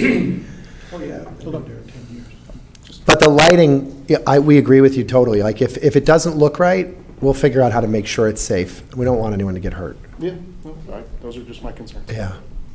Jamie? I'm good. Are the bees being relocated, or? I think the bees are staying put. Good. The bees are staying Yeah, the bees are staying. Unless you want to volunteer to move the hives. I'm good. thanks. Move into Tokenie. If I could just follow up on something David said. I've been in 30 Old Kings Highway now for quite a while. And even when Eric's vegetable garden was in its harvest season, where people are going there every day, you didn't see very many people crossing the street. I see it every day, and it's just not a high pedestrian traffic area. I would mention that regarding parking, David's been very good, and the surrounding business owners have been very good about sharing their parking a little bit if they have available spaces to let people park here and there, to try to take the pressure off the Center Street lot, or find places for employees to park and things like that. So that seems to be working. And then, as he mentioned, once phase 2 is done, that's another 750 or so spaces that'll be online, which should balance everything out the way. I haven't experienced that. That's cooperative. I've been yelled at and told to leave. Depends on what building you're in, I guess. Parking attendant. No, the parking says attendant he's- comes out he and yells at literally everybody. tells you to move your car. Oh, yeah, but that's in a limited space. I'm talking about where, for example, my building takes a little bit of overflow from David's building just because we're nice neighbors. And I think 17 is picking up a few spaces, and 19, 23. 19, and, and everybody's working together to make it work. Because at the end of the day, once this project is finished, the whole neighborhood's going to benefit. Okay, great. So that's what I have. Thank you. Thank you very much. I think that's it. So since we can accept that report, I don't see any reason to keep the hearing open. We didn't have any public comments, and we did have some public comment in the record that was emailed to us. But, all right, do I have a motion to close the hearing? Jamie makes a motion. Amy makes second. All those in favor? 4-0. Thank you, everyone. Thank you. Thank you. All right.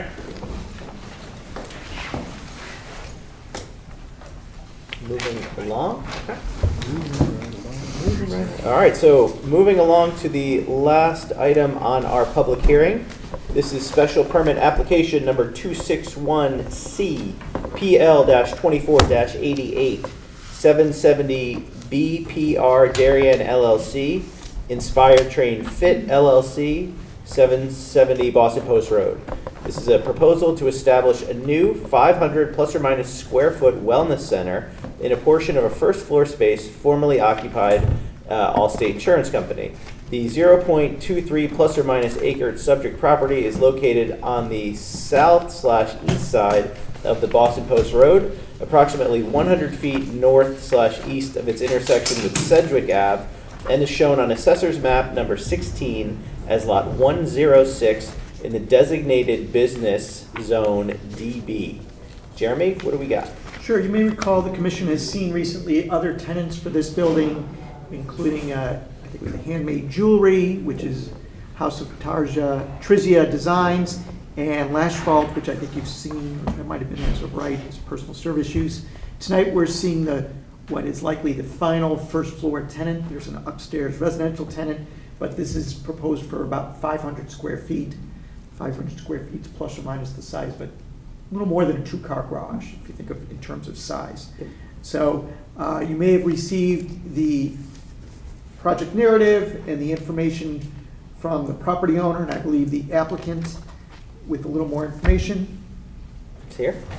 Welcome. Thank you. I didn't know I needed to present tonight because you sent me a letter saying I didn't need to be here. It said tonight's meeting there was no need for attendance, but I told the owner of 770 that I would show up. Unfortunately, it was the top of the 8th and a tie score in the back of the building. My son plays baseball, and that's where I left.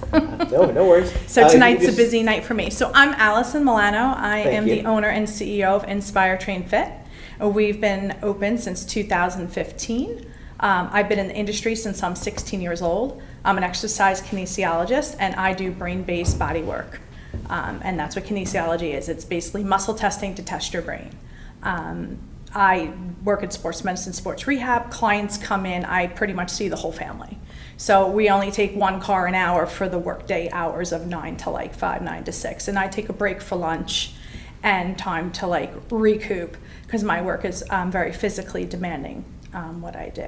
But a lot of times a mom will pull up with their children and I work on brother, sister, mom, and it's all one car. So I don't have any traffic issues or parking problems. There's multiple parking spots in that location.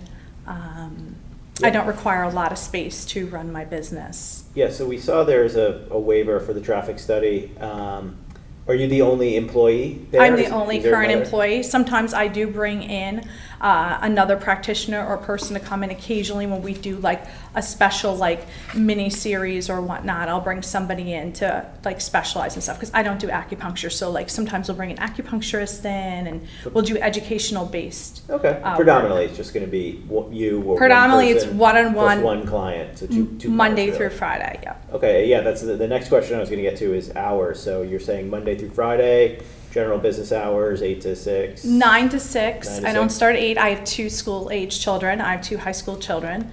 So by the time I have to drop them to school and get out of traffic and get there, I start at 9 sharp. And no weekends? I do come weekends occasionally, but it's not a regular thing. Like right now, I don't have weekend availability. My son is a travel baseball player, and my weekends are gone in the spring and in the summer. Okay. Yeah, so like Jeremy said, we've seen a couple other applications for similar, not what you do, but very small, one-on-one, one person for one client, appointment only. This is appointment only. It's right? appointment only. I don't only. take walk-ins. No walk-ins. in the same location and up and down the post road as well. So I think it's pretty straightforward. I don't have any additional questions, but before I open it up to the commission, since this is a public hearing, is there anyone from the general public that would like to speak to this application? Seeing none. So I will say to my left, Amy. I recall with the last application at this building, when we were talking about parking spaces, there was a discussion of so far it meets, so far it meets, so far it meets. If there's another application, it might not meet. Yes, I agree with the same thing. Well, here's some updated news I'm today. asking the Okay, question okay. to Jeremy. Thank you.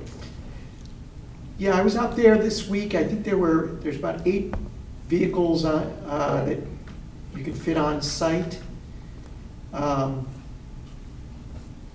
Does that include the tent, there's a residential? The residential, I think, could use the garage. I think there's a garage in back that's possible. The residential could also tandem park. Fine. Or similarly, where you have an employee, you can say, hey, as a customer, you can park behind me. Yeah, I don't have the exact details on. I've been past there, and it's usually about 5 cars. Right, in 5 the lot. seems to be the number. Seems to be the number.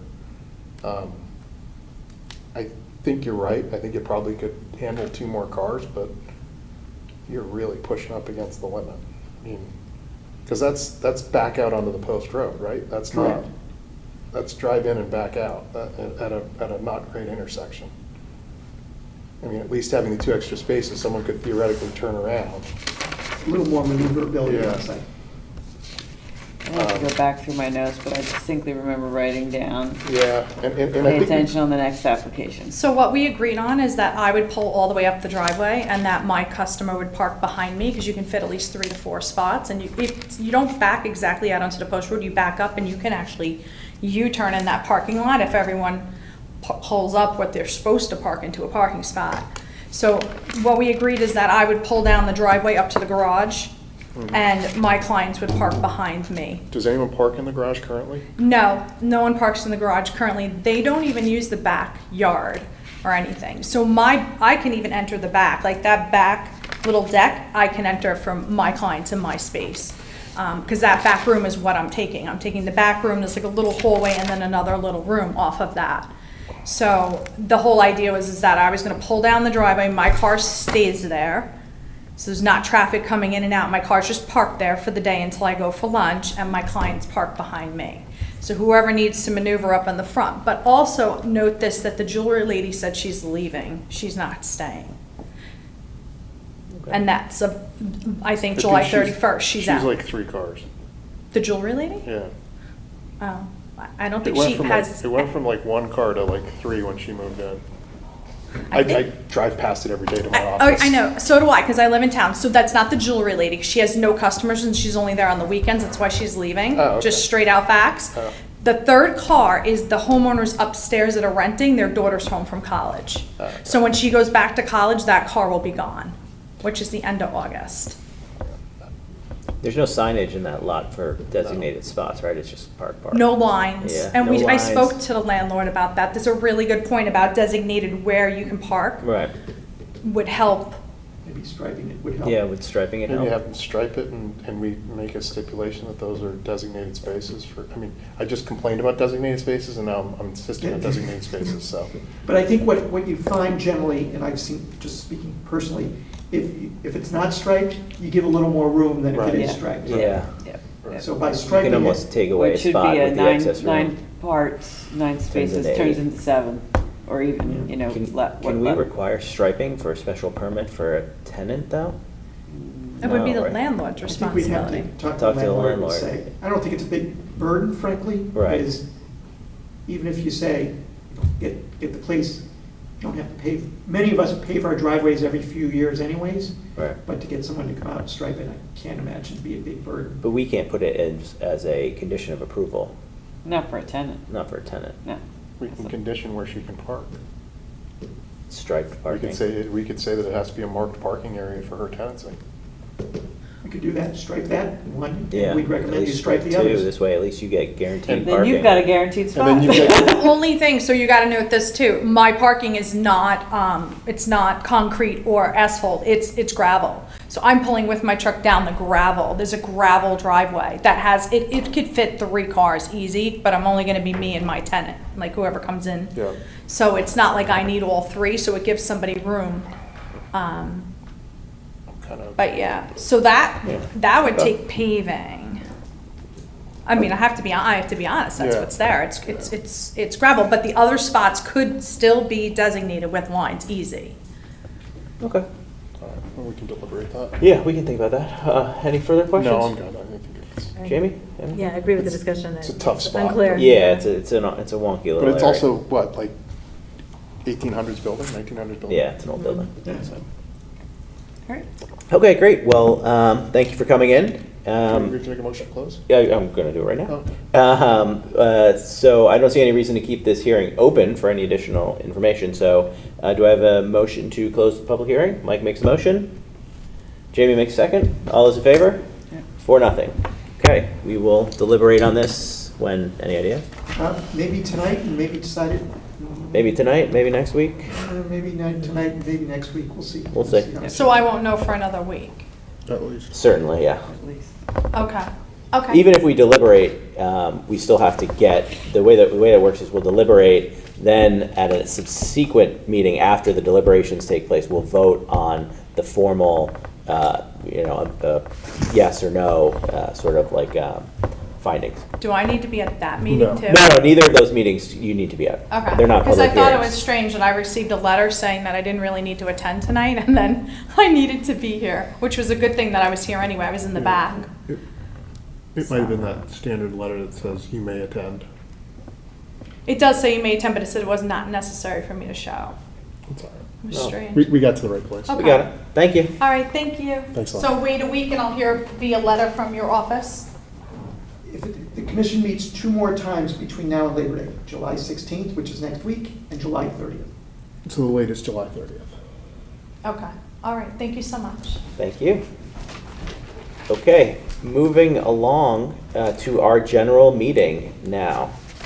So, Was I here for these?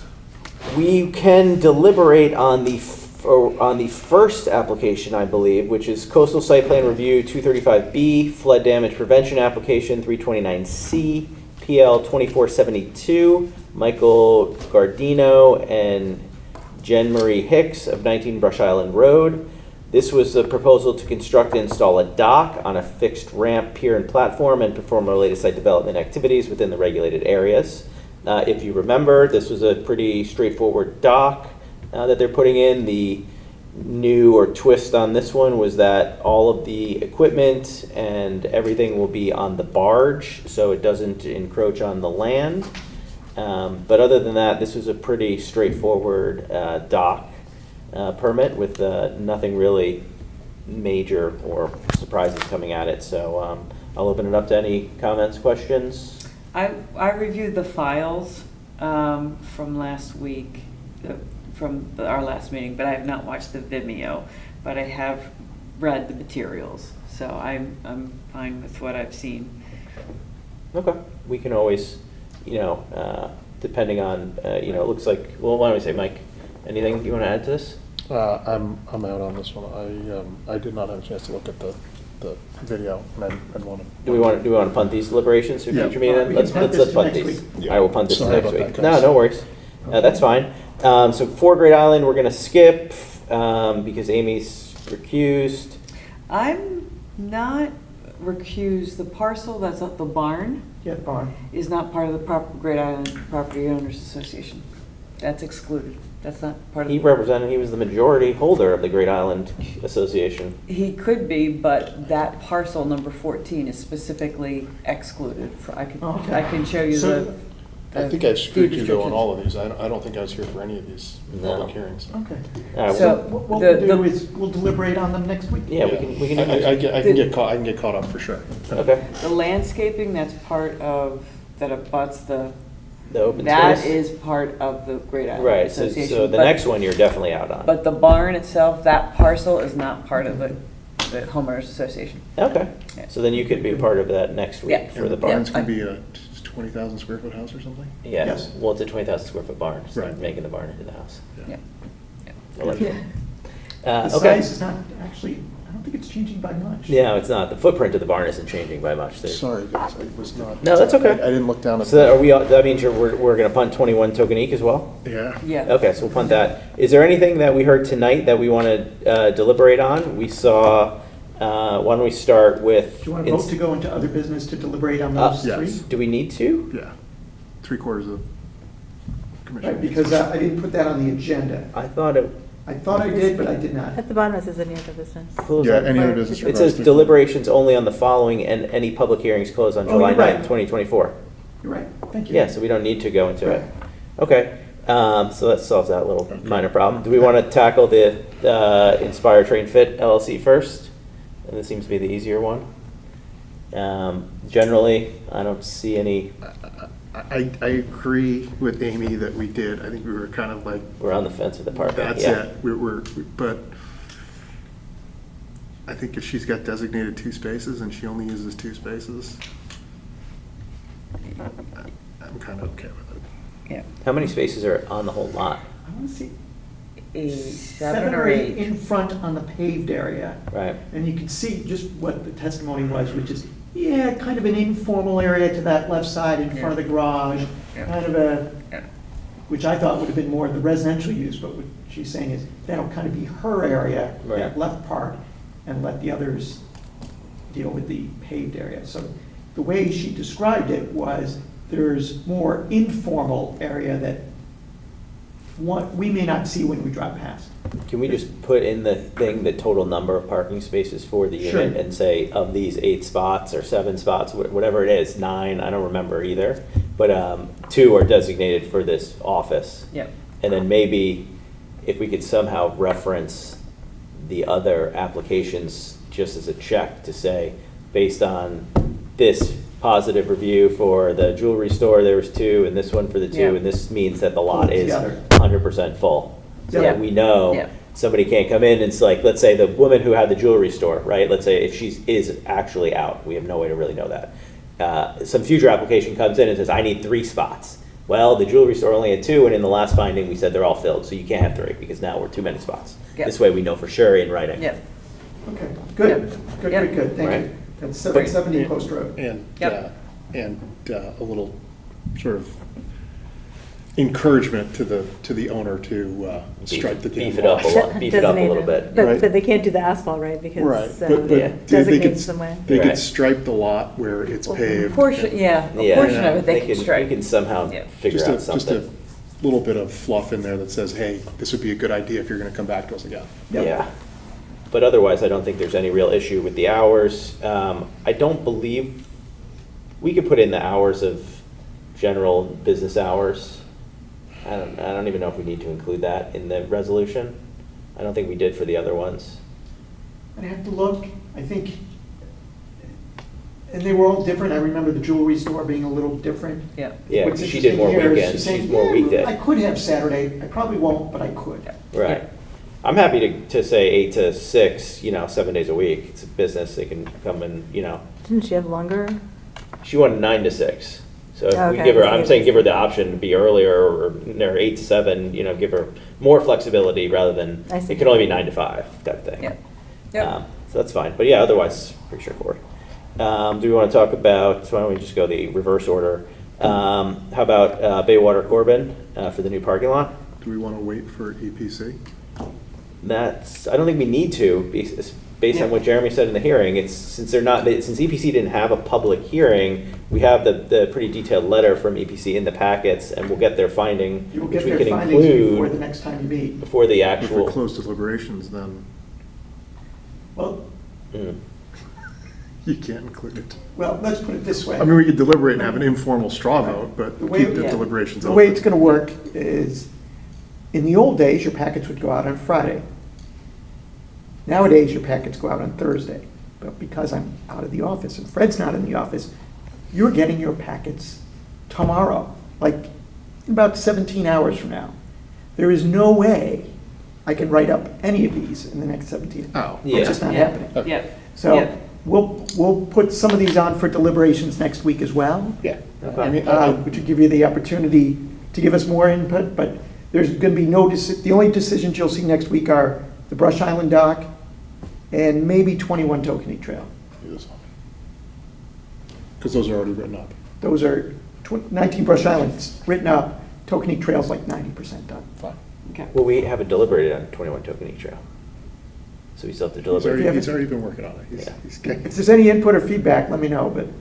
He's a man with an inkling of what we're gonna do. Okay.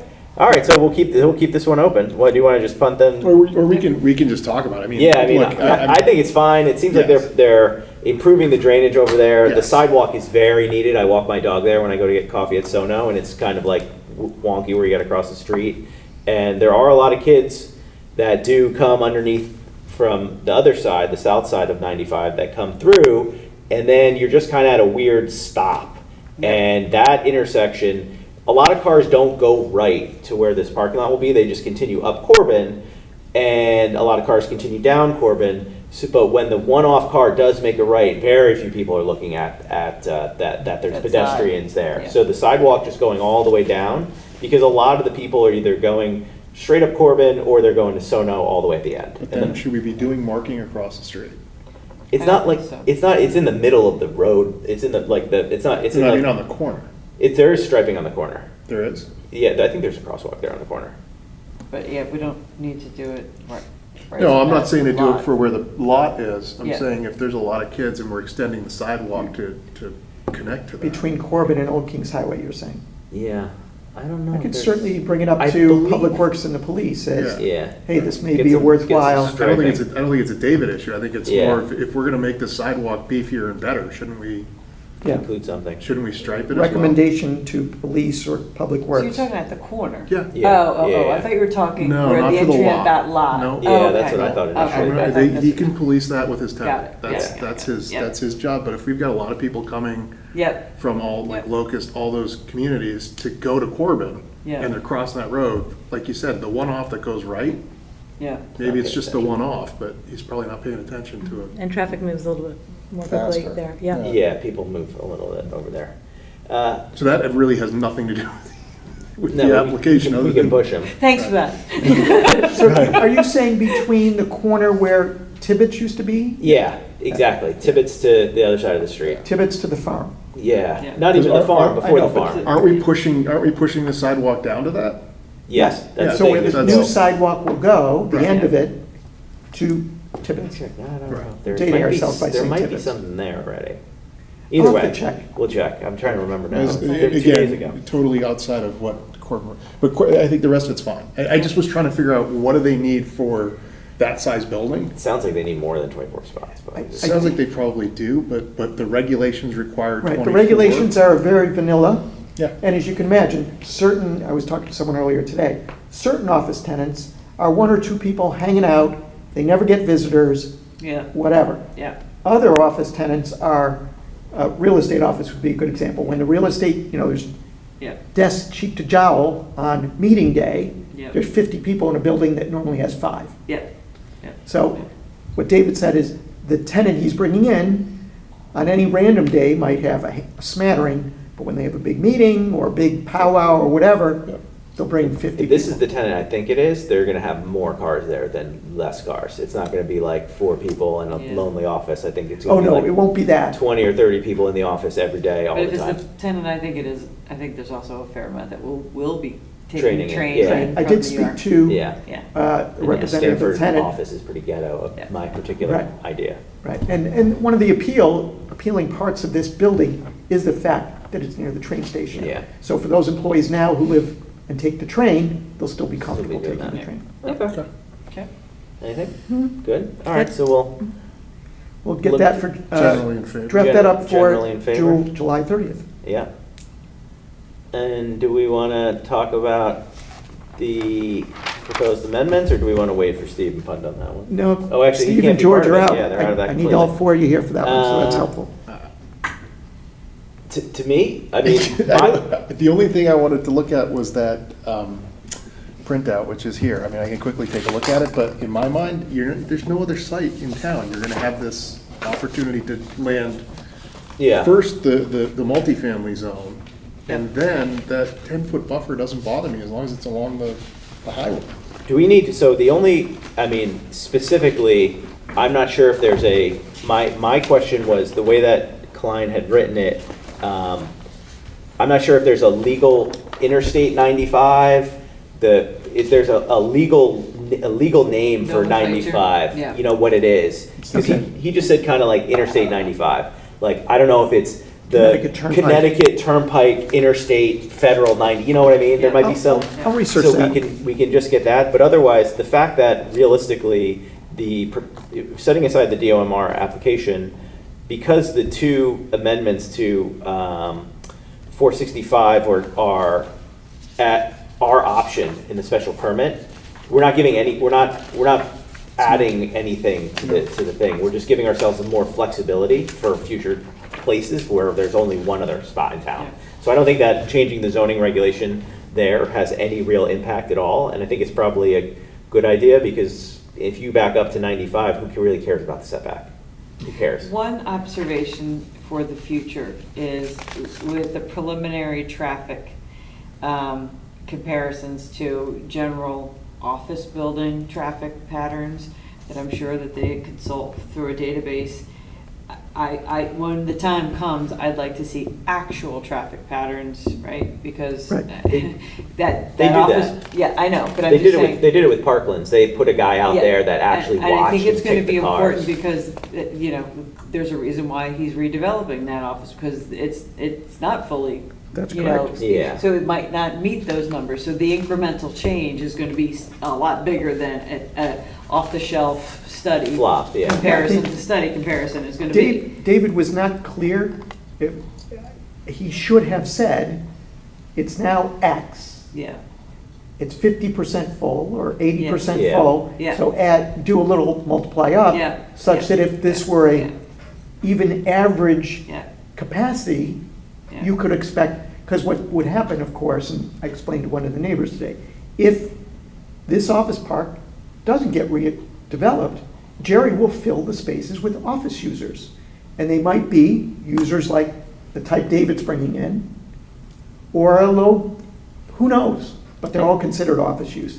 So as we just talked about, a Yeah. wide range, so. It's gonna go up from where it is It will currently. go up. Yeah, it's definitely going up, and it's important too, because we got through this with Parklands. Like, it's important for people to understand that there's a very different flow of traffic from an office building than a residential building. Where an office, you have 8 to 9 a.m. everybody showing up, and then 4:30 to 6 everybody leaving, and that's it. And then it's essentially no traffic at all. Whereas a residential zone, you don't really have everybody getting up and leaving the residential zone in a 20-minute, 30-minute window. It's some people leave here, some people go there. Yeah. It's much more even flow throughout the day, and that is something that residents had a very big issue with Parklands, because they're saying, you're telling me you're putting in a 60-person building and somehow traffic is going to be reduced, and there's just no way. And it's like, well, because the way that office works is people come in at once and then they all leave at once. So it's like it kind of evens out the traffic or distributes it more throughout the day.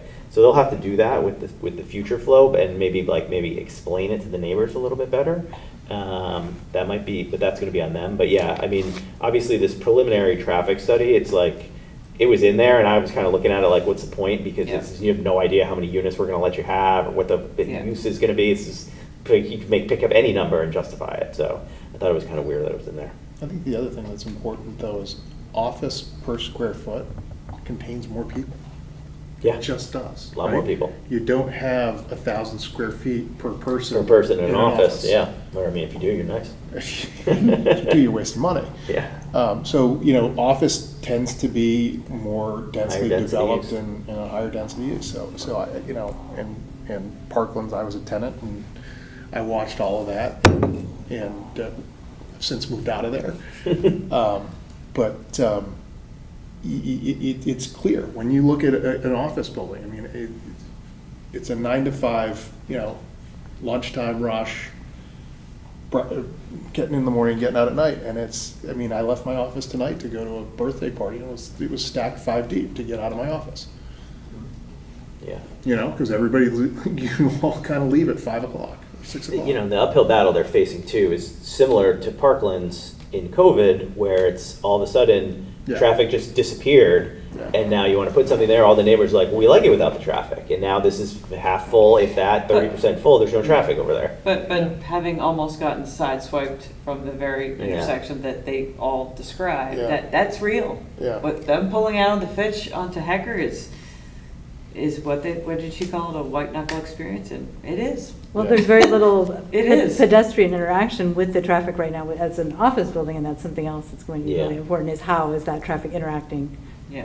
They're going to connect Pedestrian. that path across Jeremy, the Yeah. street. just remind them that their biggest hurdle is satisfying the people on Haggard. Like, I mean, it was clear. It was a clear narrative. Like, just be good neighbors. Yeah, I spoke to Jay about that, but that's really, even before, is figuring out, even when we met with them preliminarily, is there going to be a curb cut on Hecker? If so, where? And how do you manage that? We kind of figured that from the start, is trying to figure out, will traffic flow better? Are there other improvements you can make, as the neighbors referenced, along the road, new sidewalks, improved sight lines that can make it safer or better? That, sounds like that's going to be the main issue. So, I mean, I would be in favor of, for sure, the multifamily overlay. Yeah. And I would also, I just looked through those, I mean, I'm also in favor. I think you're right. I think it's probably CDOT property, Connecticut Department of Transit property, is probably the better definition. Because I wouldn't really care if it was abutting a train track either. Right. So.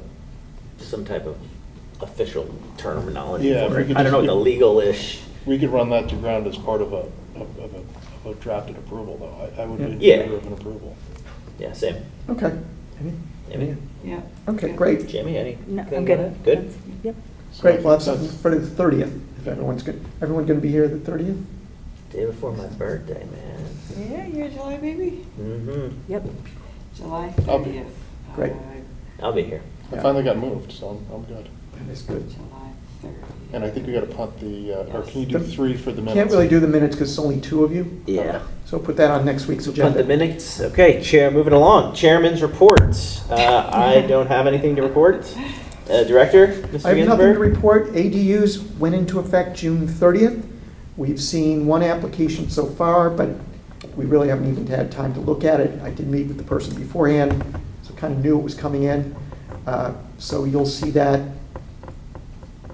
I think Fred's got to figure out if that's going on the July 30th agenda, or if it's going to go on, or if it's something that staff can approve.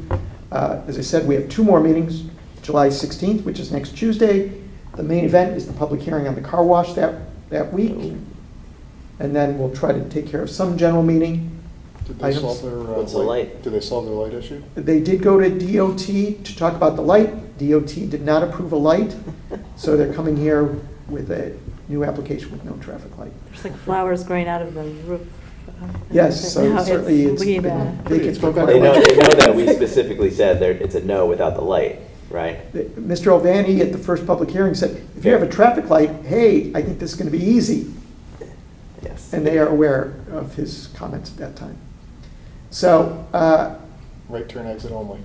we'll see what Easy happens. solution. Yeah. And And we'll you try know to get how some well people items. listen to that. Oh my God, someone drove, I was talking about this the other day. Someone drove over, you know the divider that they have at Trader Joe's? Yeah, yeah. Someone drove over it to Yeah. make a left turn. Nice. I know. I mean, that thing is. Just it's go a- out the it's a- back it's- and go around.